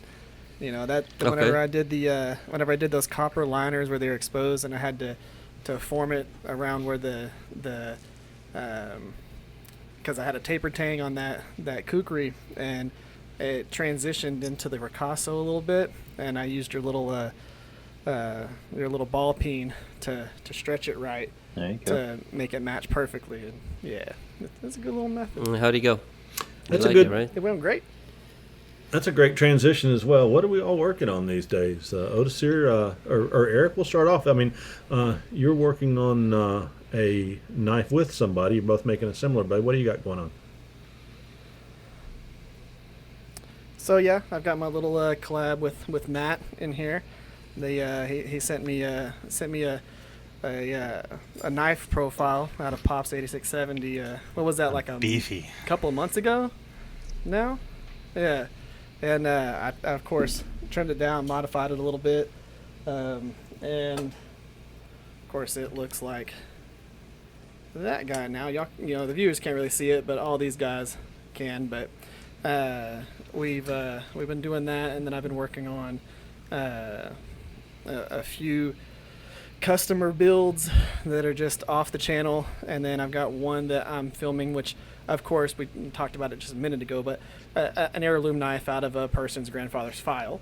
I am making one of those right now, and I'll have a video coming out for it, and that's a pretty cool one. But yeah, I've just got a few different builds. I cannot wait to get this shop done. I've got so many forging projects that I want to get underway. I have got probably 24 feet-ish of 80 CRV2, 8670, and 1084 and 15N20 right now. And I've got so many knives that I want to make. And I'll tell you, forging with your forge in open air is absolutely a pain in the ass whenever you're using Venturi burners and where air is blowing and it's across already all 105 that. degrees. And Texas But, wind. Yeah. Yes. So it's been a So, little. I can't wait to have everything covered again.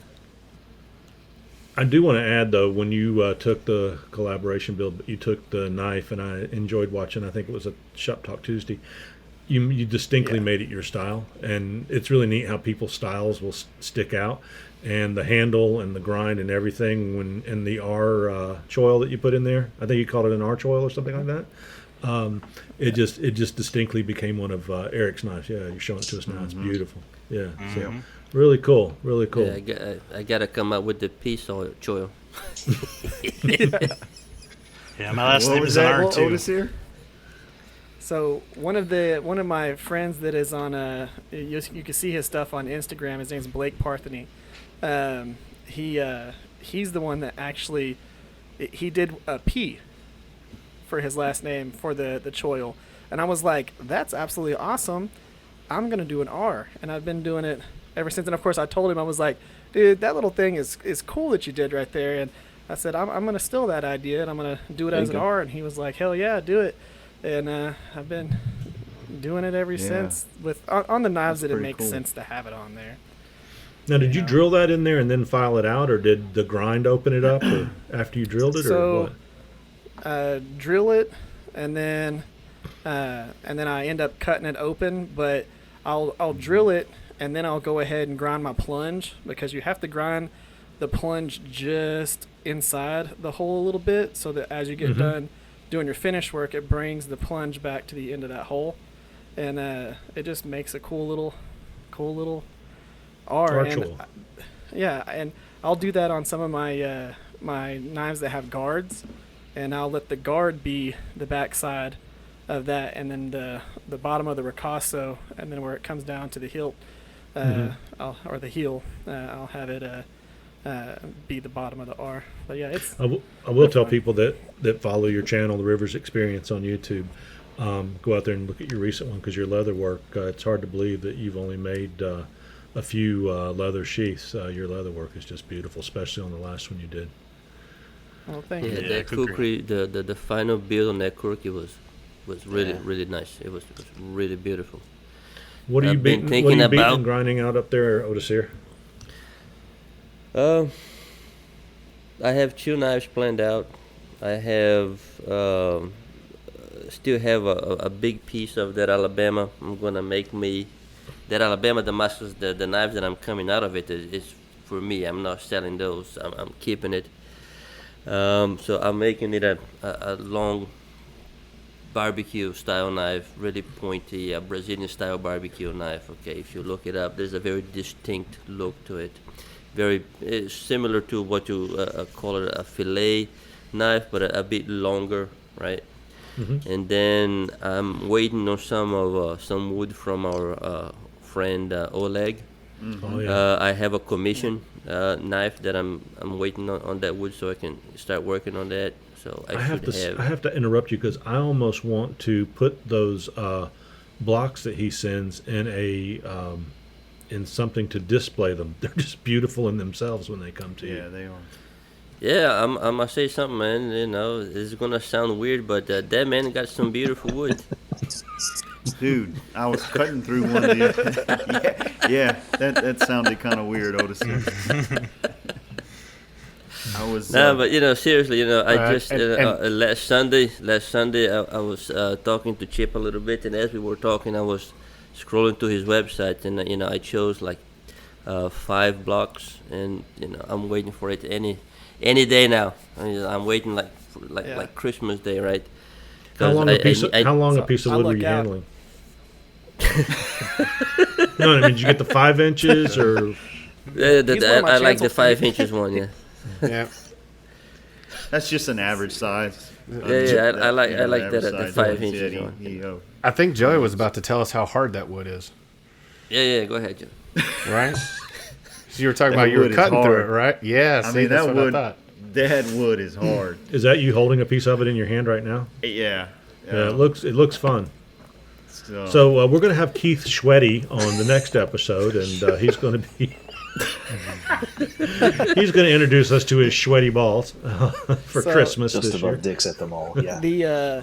The fun thing about Ole, he's actually he's one of my channel sponsors. So I get boxes. Don't you start bragging. All those and don't brag about all the wood that you get. It's awesome. I know, man. Hey, you need to share that wood. Of it. Yeah, I love it, dude. I'll go through his website, dude. It's awesome because we've all had stabilized blocks from all kinds of different people. Whenever you get them and you don't have to use CA glue, you don't have to fill voids, you don't have to do any of that crap. That's when it's nice. Absolutely love them. Sounds like nice wood. They look like candy. Dude, it's good. But you can't eat it. Don't Jolly Ranchers, yummy.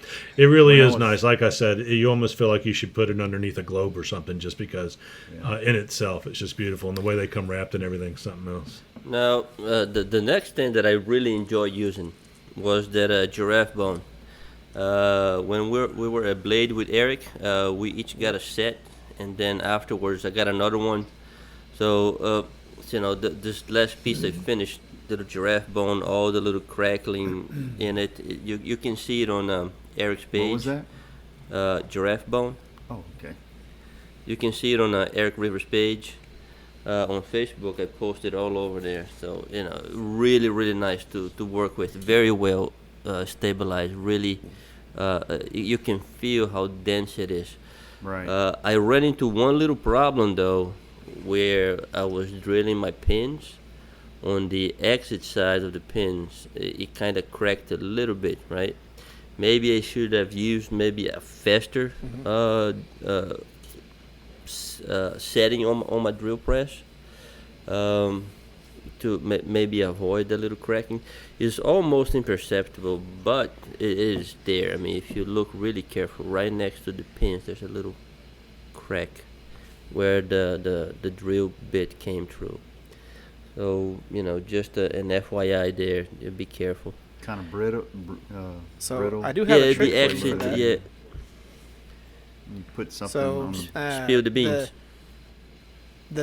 So the first time I used it, I had that issue, especially with the one that I did with the Darth Maul, and I was going to be filing all the texture and all that stuff. That stuff was pretty brittle. So the couple of times that I've used it since then, I take my my son has modeling clay, especially with the profile of the actual scales. They're rounded and all that stuff. And I did some stiffer modeling clay, and I pressed the scale into it. And for one, it made it to where the surface was flat, but it didn't have any breakout on the backside. It just drilled right into the clay, came out nice and clean, and it made it to where I didn't have to worry about trying to brace them and figure out all this, little things to hold them in. Right. So when you drilled whatever knife you were attaching them to, you just clamped it to one side and then put the clay under that scale as you were drilling through it. And I still had the flats of the knife on a shelf, so I had the flats of the knife on a piece of wood, and then I furred up the scales just a little bit, and then had the clay, and I just basically furred the knife to where it just sat right on top of it, and then I had everything clamped together on the back, drilled the first 2 holes, pinned in it, and you're pretty much good to go from there. Well, I didn't realize it was gonna do a little that cracking, so I didn't take any precautions. One of the little tricks that my teacher taught me was to grab a small piece of cloth, be from a used T-shirt or something, and you put right there where your pin is gonna come through, and dab just a drop of super glue right there. You super glue that piece of cloth right on top of your scale, so when the drill bit comes through, it is not busting through the bone itself. Is continuing the cut all the way through the cloth and the super glue, avoiding that cracking. So right now I have another piece of giraffe scales. And the next knife that I make is going to be that barbecue piece, and I'll be using that piece of giraffe, and I will try this little trick, and I'll let you guys know how it went. My teacher, he was doing it on some mammoth ivory, and he said it's very common that when you're drilling it, you're going to have some splitting or some cracking at the exit of the bit, right? So he said that the only way he found how to stop it was to a little piece of cloth right there where the pin is going to be coming through, and a drop of super glue right there, Hey, I got a question, guys. Giraffe bone. I've got some camel bone right now. We've got the famous walrus bone.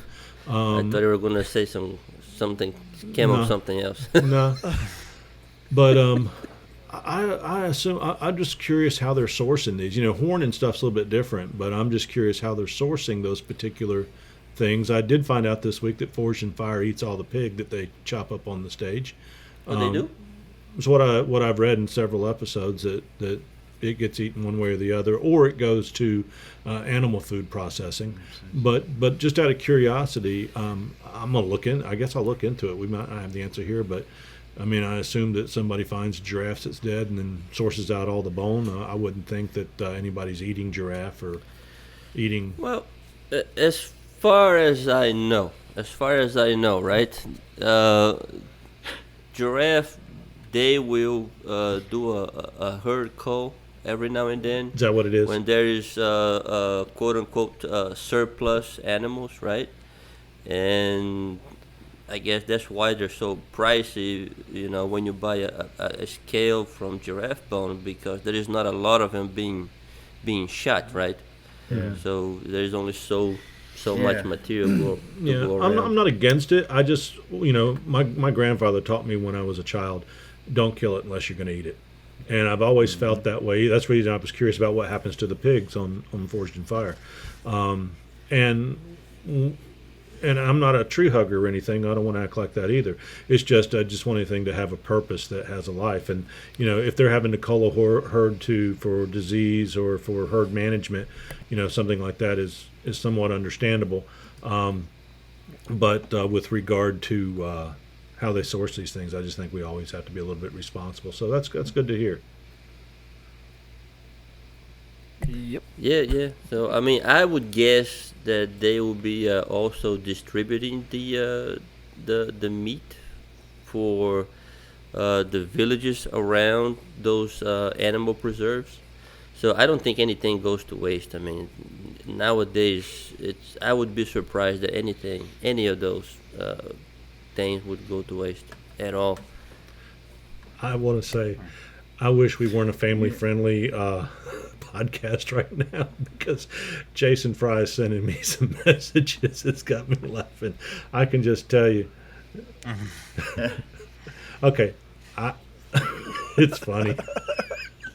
I'm just saying, don't use any walrus with any camel. That's all I got to say. We'll talk about it in post-show. Anyway, men being men, it's funny. Trust me. Yeah. So, Chris, have you got back into making some knives? Yeah, I've got to do a couple, at least one this month. A friend of mine whose son also got to Eagle Scout. I do those Eagle Scout knives with the BSA pins, and so I've got one of those I need to do, and then I'll start getting ready then for the Louisiana show. I've got some really cool segmented scales that Sarah made for me that are got some purple and brass in them, purple G10 and brass inlaid in some stabilized wood. And so I'm going to put I've got an LSU pin, and so I'm going to make an LSU knife. I think I'll be able to sell that one when I go to the Louisiana knife show. Pretty certain I can sell an LSU knife there. And then, I've got a couple of other Tigers. Yeah, I got a couple of other custom orders that I got to work on.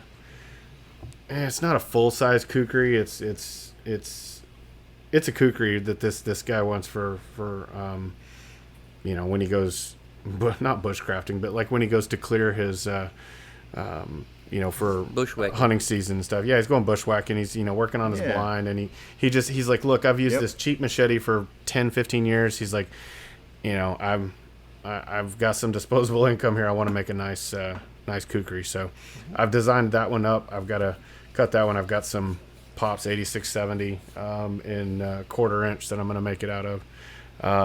And then I just got a couple things and getting ready for that show. And then the other, there's the Texas knife I don't know what Texas Custom Knife Show in the one that I've been to the last couple years down here in Conroe. Yep. And they've announced that Doug Marcaida is going to be there. So anybody that's listening, you want to come out, Southern Star Brewery in Conroe. Nice. I think it's the weekend before Thanksgiving. So I got to work on some stuff for that. I'll get back into it here. Next couple weeks I'll work on one, and then I'll really start pouring myself into it in August. You were making a knife a day there for a while, it seemed like. Yeah. So whose abrasives are you using to cut these knives? I use the stuff from Phoenix abrasives. Well, let's talk about them. All knife makers need abrasives, plain and simple. Here at Knives Templars, we're proud to partner with Phoenix Abrasives.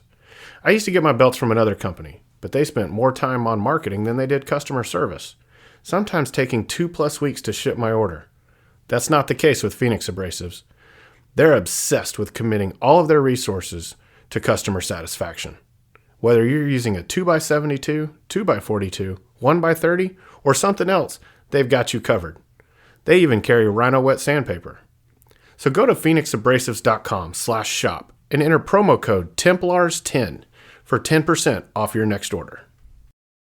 All right, so Chris is going to be using those Phoenix abrasives, and Joey uses some of those and some others. He's got some nice equipment. Joey, you've been putting out some nice knives, so you're about making a knife a day right now. What do you got going on? Let's finish up a couple of knives and probably take a little break and go on vacation. But I got this one Damascus knife I need to finish up. You going to go down there and eat some shrimps? Because I got many different ways you can cook shrimps down in Orange Beach, Alabama. And Louisiana shrimp throat stew, cakes. shrimp and potatoes. Oh, you been down there? Yeah, I've been down there. All right. Oh, yeah. Oh yeah, but I'm gonna finish here this Damascus knife, and he's stuck with the accent now.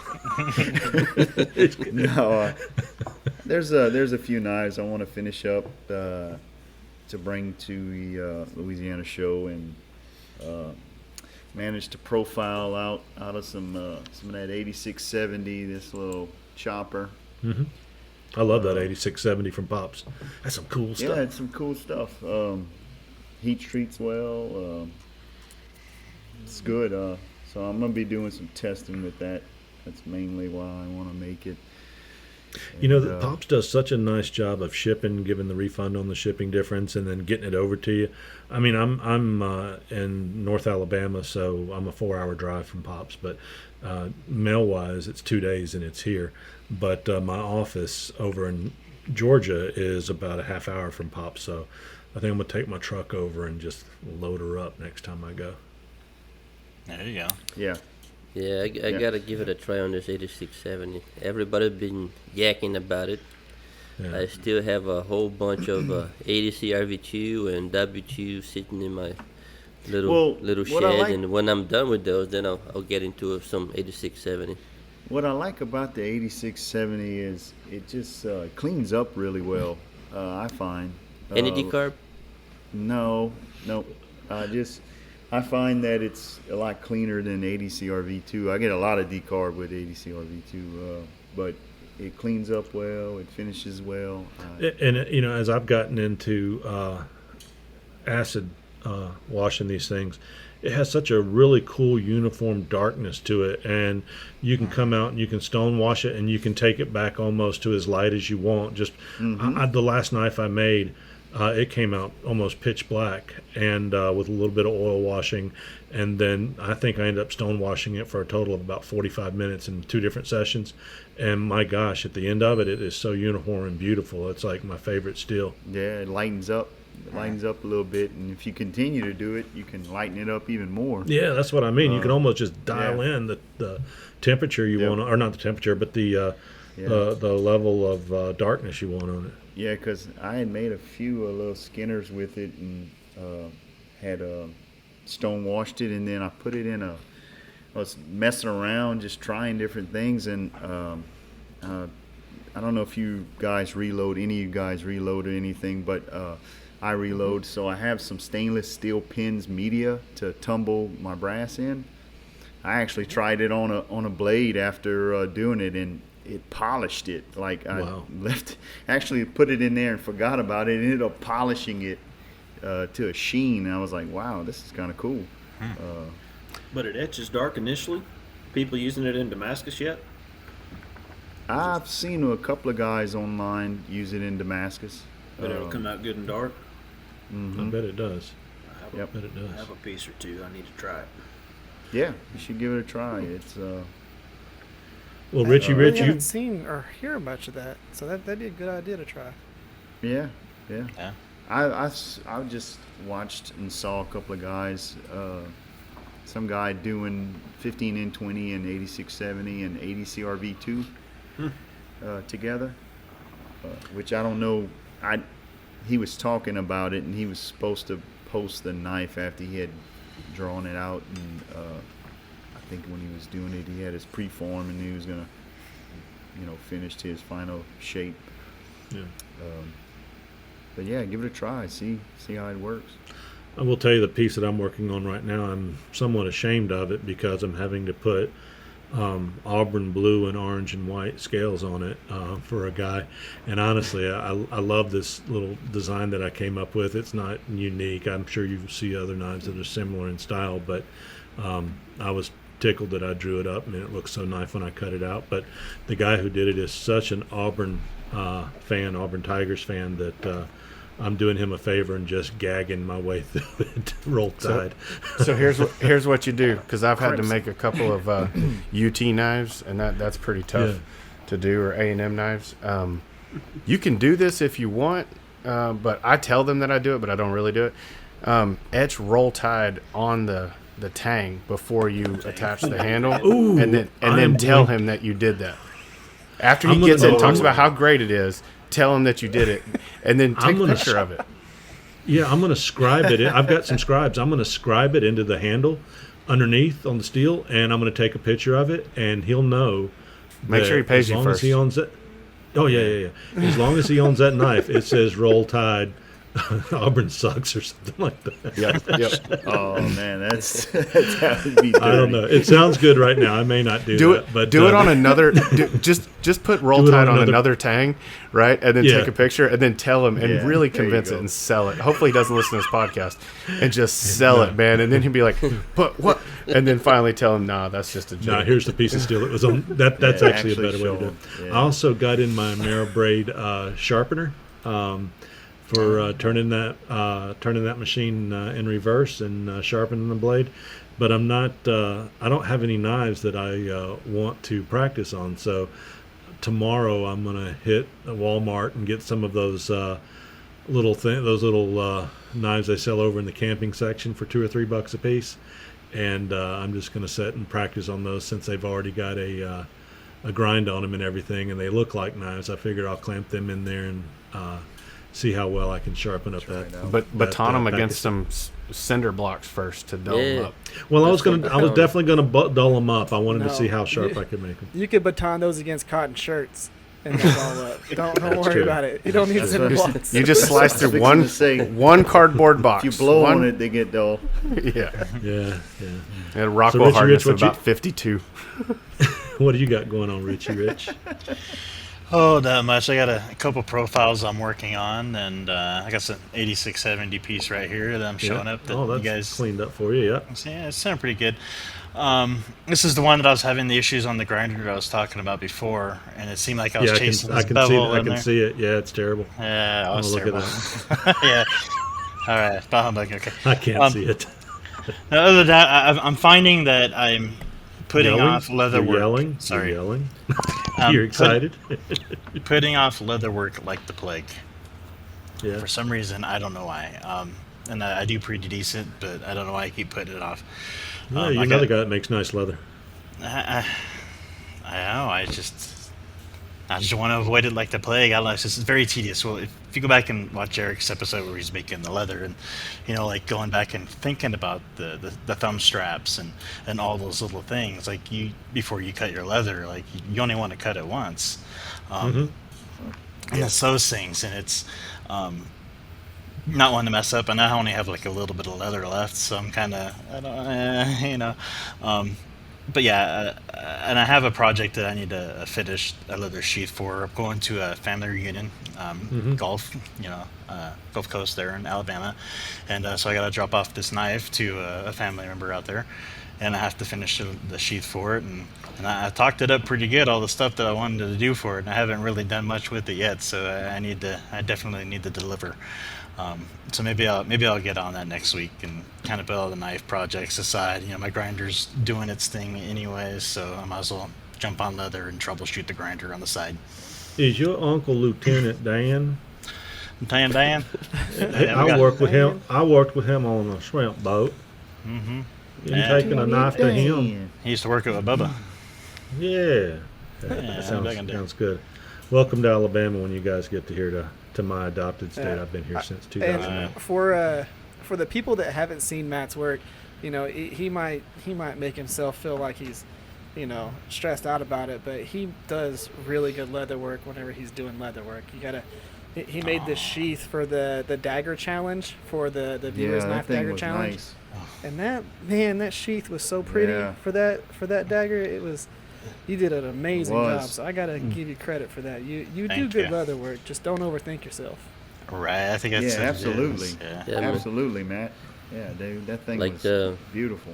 Thank you. The Riot and Rich. Well, guys, the leather you guys make, it's pretty nice. I've been putting some effort into leather, and I really struggle with leather. So your stuff looks pretty good. You're coming along real well. Yeah, but I mean, this is my latest little piece. It's okay. Awesome, it's all right. It's just that I don't know. I took some advice from the guy doing the English bridle stuff, how he was rounding off the edges rather than just blocking them off square. And my last couple of sheets just look beautiful from taking the edges and putting a curve in them rather than just flat. It's gorgeous look. But you know what? How long does it take to get from Waco down to Dallas? From Waco or excuse me, Wichita Falls to Dallas? Wichita Falls to Dallas, excuse me. About an hour and 40 minutes? Hour and a half, yeah. Depending on how fast you're driving. How long does it take you to get to Dallas, Chris? 3 hours. 3 hours. 2 hours and 45 minutes. If you guys started driving and met in the middle, probably down around Fort Worth or maybe around Waco, that would encompass 2 hours and 6 minutes and 40 seconds, which is how long we've been on the air today. So we have completed our latest episode of the Knives Templars. And hey, I want to thank Jason Fry being on with us this week. Jason, you have an open invitation to come back and be with us anytime. You're a wonderful person, and I'm going to be ordering some books. Your mom likes you? Yeah. My mom likes me. Well, I would say there's probably a few more people than your mom like you. So, guys, it's good to have the whole team here together, and we'll come back together here in a couple of weeks and do episode number 12. But I want to thank everybody for coming on and listening to the Knives Templars. Thanks a lot. Have a blessed day. Tranquility Base here. The Eagle has landed.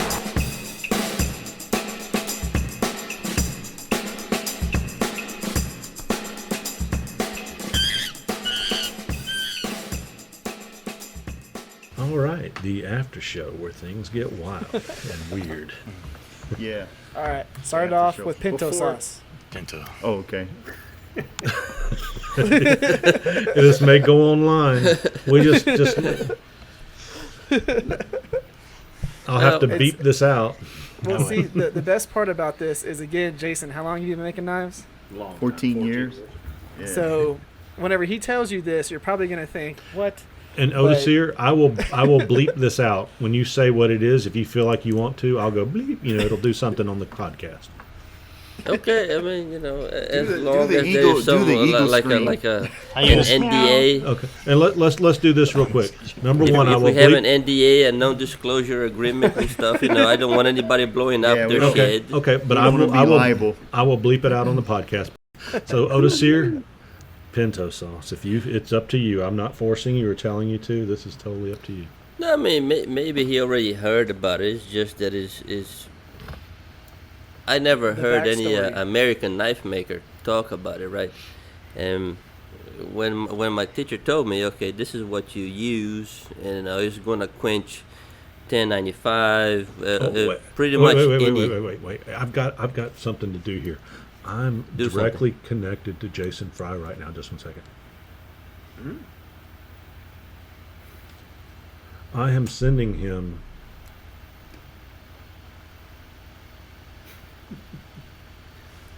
All right, he knows what it is now.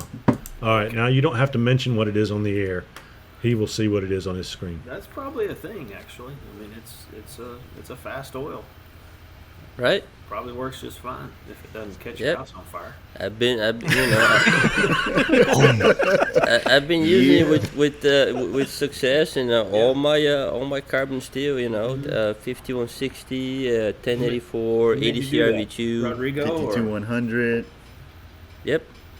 52100. This Alabama Damascus. Even some CPM 154, huh? No. That's a different thing. That was different? Okay. That's a different thing.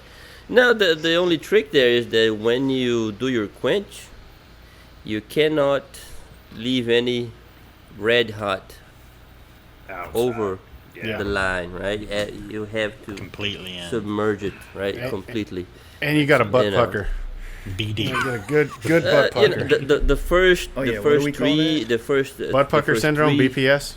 Yeah. The first 3 quenches that I did with it, I did it outside just in case. You went ba-boom, right? Where after it didn't explode on me or catch on fire, I moved inside. He used to look like Fabio, and the scarring wouldn't let him grow his hair back. That's what I was fixing to say. Is that why he keeps his hair short? It grows back all patchy now. Patchy the Pinto. It's it's working fine for me, right? It's working fine for me. So I could see that from a metallurgical standpoint. You can't advertise it because then somebody's going to do it and blow something up. But now, how can we laugh at him if you're sitting there asking?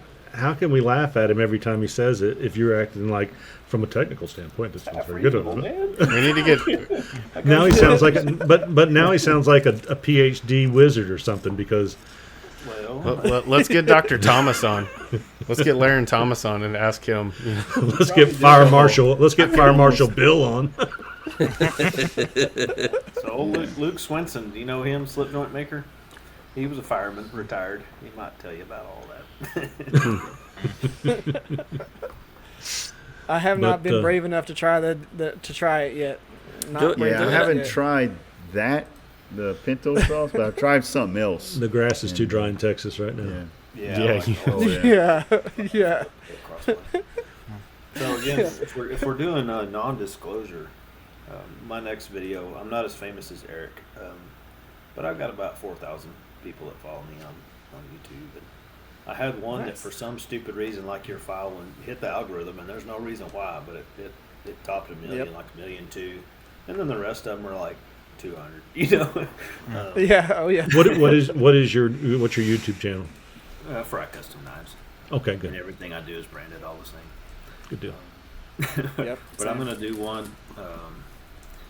It's gonna be stupid, but maybe it'll take off on reels. So I'm gonna get a magnifying glass and a ball bearing, and and then I'm gonna hammer it like 2 hammers, and I'm gonna throw a billet up there and like pretend like I'm working with the sun. With the sun. Since everybody's talking about it. And then I've got made up, so I'll just maybe have fun with it. I think of a good way to do it, like that Neil Kamamura video where he drops it and he picks it up and it's something else. Yes. I haven't quite got the logistics down. I'm forging with the sun. With the sun. That's cool. Yeah. Forging I like when you posted that. Forging sun. No. It's so hot on Facebook, or like I forgot what it was. Yeah. I did that. Yeah. I was just fishing. I was like, I need a few, and I used the one I liked from myself. About it. It's hotter than your mom was in college. Yeah. But I'll go back through and I'll pick a couple of more probably to throw into that video. Yeah. I had to stop. I was like, yeah, I better stop here. Jason's probably gonna be like, who is this dude on my post? Y'all probably know from doing this. If you put yourself on daggum television, all bets are off. Yep. That's one of the pleasant or unpleasant side effects. It's like, hey, you're sitting like Erick. 20,000 people are following you. That means at least 10,000 of them are knuckleheads. Yes. True. Right, so, it's going to happen. Yeah. So Jason, you must be in the Hampton Inn in Ann Arbor right now. No, I'm in. Am I in a Hampton? Yeah, this is a Hampton, I think. I sleep at the Hampton. It's my second bedroom. There you go. I was going to say I recognize it. There he is. Yeah, those mirrors look the same. Yeah. Is that room 246? Let me tell you. It's got that stain on the wall. I can tell. No, it's not that. My stomach was hurting that night, and I didn't make it out of bed. We went to Hammering in Abilene a couple of weeks ago, and we stayed at this hotel where the cops had shot a guy like 3 days before. Like he was whooping his old lady or something in the room, and they called the police, and he pulled a gun on the police, and that was that. Oh yeah, that never ends well. That never ends well. No. Yeah. Man, there was like one full set of teeth among the 6 or 7 people in the lobby. I mean, it was rough. But it was one night. I mean, we can talk. As long as you had enough teeth to chew a burger, I mean, we're good. Now, talking about the crappy hotels. Any of you ever been to Luray in Virginia? They have the Luray Caverns. I've been through there, yeah. Yeah, Shenandoah Valley, Luray Caverns. It's a pretty hole on the ground. Okay, it's a big cave. It has a lot of stalactites, stalagmites, and stuff. And the town around is very old style, American country little towns, right? Pull in motels. Yes, and a lot of Appalachian Trail travelers stay through there. I would say with no hesitation, the worst motel/hotel I have ever been in my life.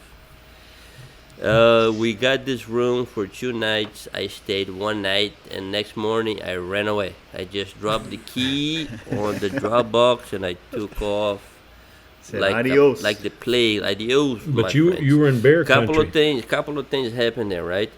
As soon as we walked in, I'm not a smoker, but the heavy smell of cigarettes on that room, the ceiling was all stained, the carpet was all gritty and grimy, right? And as soon as we turned off the lights, roaches came out of everywhere. Ooh. That's just ambiance. I told my wife, okay, let's leave the bedroom light on. So, scare the roaches away, right? So he won't be crawling on us all night long. There's just roaches on the line of the shadows. Just waiting for the sunlight to just disappear, just so they can start attacking. It's like the William Wallace of roaches, they're all just lined up, about to go into battle. I woke up around 3 in the morning, and I look at the nightstand, and there's this little roach sitting on the edge of the nightstand, just looking at me like, "Hello, how are you?" Hey, turn the light off.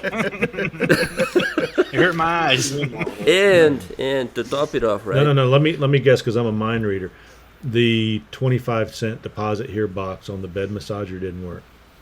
No. We don't have that luxury there. The front door neighbor, all night busy. If you catch my drift. Oh my God. Oh, they were doing aerobics. Busy all night. You could hear the doors going bloop bloop bloop bloop. 30 minutes later, bloop bloop bloop bloop. Was the worst that's night a different type ever of busy. I had in a motel somewhere. Okay, I was never going back there. Maybe the toilet was just backed up. They'd gone to Taco Bell. Yeah, so like the door kept going opening and closing. Yeah. Maybe he was fighting talking about a different type of busy. Maybe he was just fighting roaches. Yeah, maybe. Yeah, maybe they were beating roaches. Maybe he was just throwing handful of roaches out the front door. They were running into your room. Maybe the roach was over there trying to say, "Help my family escape from over there." It's one of them places where I say I don't want to go back there. And I've slept in some bad places before. Yeah. I used to camp a lot back in Brazil, and it's I slept during a thunderstorm, and half of the bodies underwater, and because the whole area got flooded, and I slept on an old farmhouse where we had big old rats running around. So I've been in some ugly places. I slept out in the forest like with this Bigfoot, one here, where America, right? It's supposed to be clean, and it was okay. Hey, Pinto, I slept in the forest with Bigfoot. We were 18 miles in. Cody and I were sitting down in the ravine. You know Cody. We were sitting down in the ravine where we camped.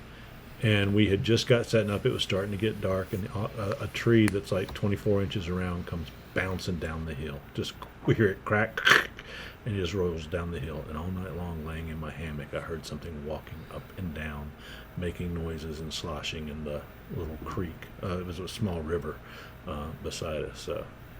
How would you like it if you woke up in the middle of the night, had that looking at you from the nightstand? Yeah, well, we all have our problems, man.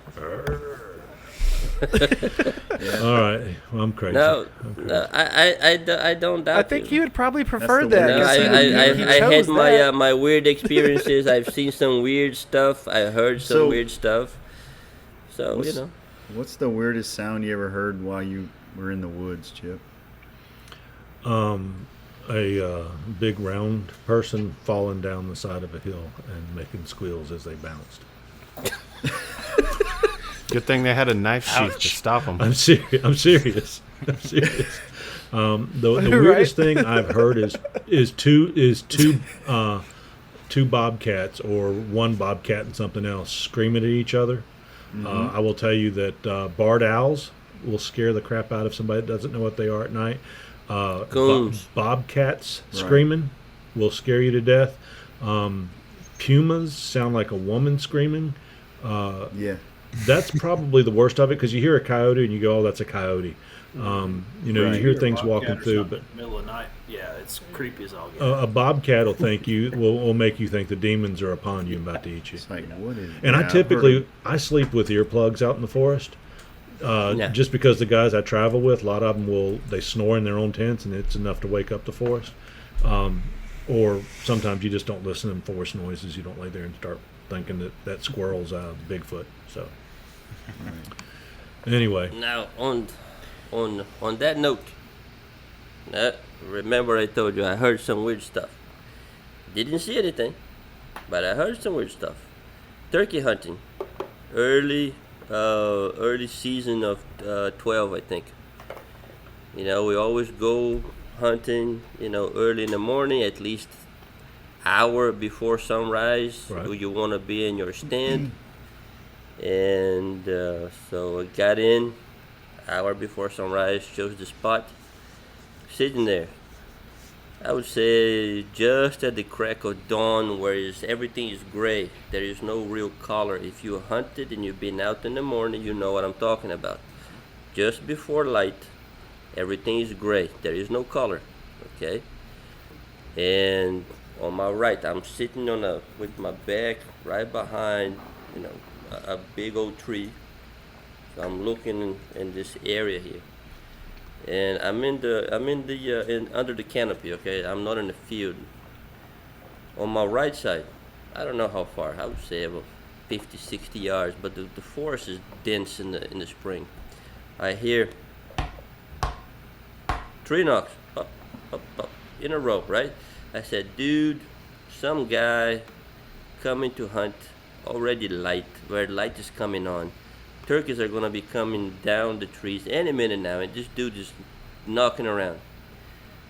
I wait, okay, no problem, let the guy go, right? All of a sudden, again, another tree, like just like that. Now this time it wasn't on my right, it was to my back a little bit. It's still on my right, but towards my back a little bit, right? And it did that, I would say, about 8 or 9 times, making a half circle around me. By the 4th time, it was right behind me. So I switched my stance there. Okay, screw the turkeys.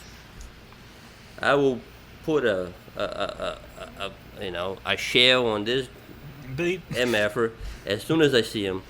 So I'm standing, and now I switch my stance from the turkey over here that I was waiting for.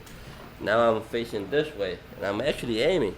Right now I'm pissed off and I'm getting spooked, right? I don't know who this guy knocking wood over here. But he's about to get some 3.5 inch sounded like some guy with a big old baseball bat smacking trees, right? In the morning, in the middle of the woods. At the time, I'm thinking, okay, some hippie over here trying to spook all the turkeys, because we have a lot of this here in Maryland. A lot of anti-hunting and stuff. Never anything crossed my mind that anything, related to the big guy or anything like this, right? I just found that to be a very weird thing that happened. And the last time the knocking happened was on my left, and then it just vanished out that way, right? So that was the one of the weirdest things, Sounds like a real Sam Squatch. It was a Sam Squatch. Some creepy hippie, Y'all don't watch Trailer Park Boys? Sam Squatch. Nah.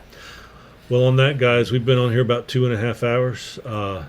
Y'all have got a big weekend ahead of you. Matthew Rich's baby is 2.5 hours older in development and coming along just fine. And all right. Yeah. And Jason, we hope to have you on here again. You're a pleasure. And thanks, Jason. We enjoy you. Yeah. So I hope to get to meet you in person sometime. Yeah, so. I'll be at Blade, Texas, and then back at Atlanta. I'm not going to Blade West. Gotcha. That's my next. I have to check out a couple of these books. Well, guys, I'm gonna hit the stop recording here, and I want you guys to hold on to your says 100%, and then we can hang up from there. Brought to you by Porkhouse Productions. Oinky oinky oinky.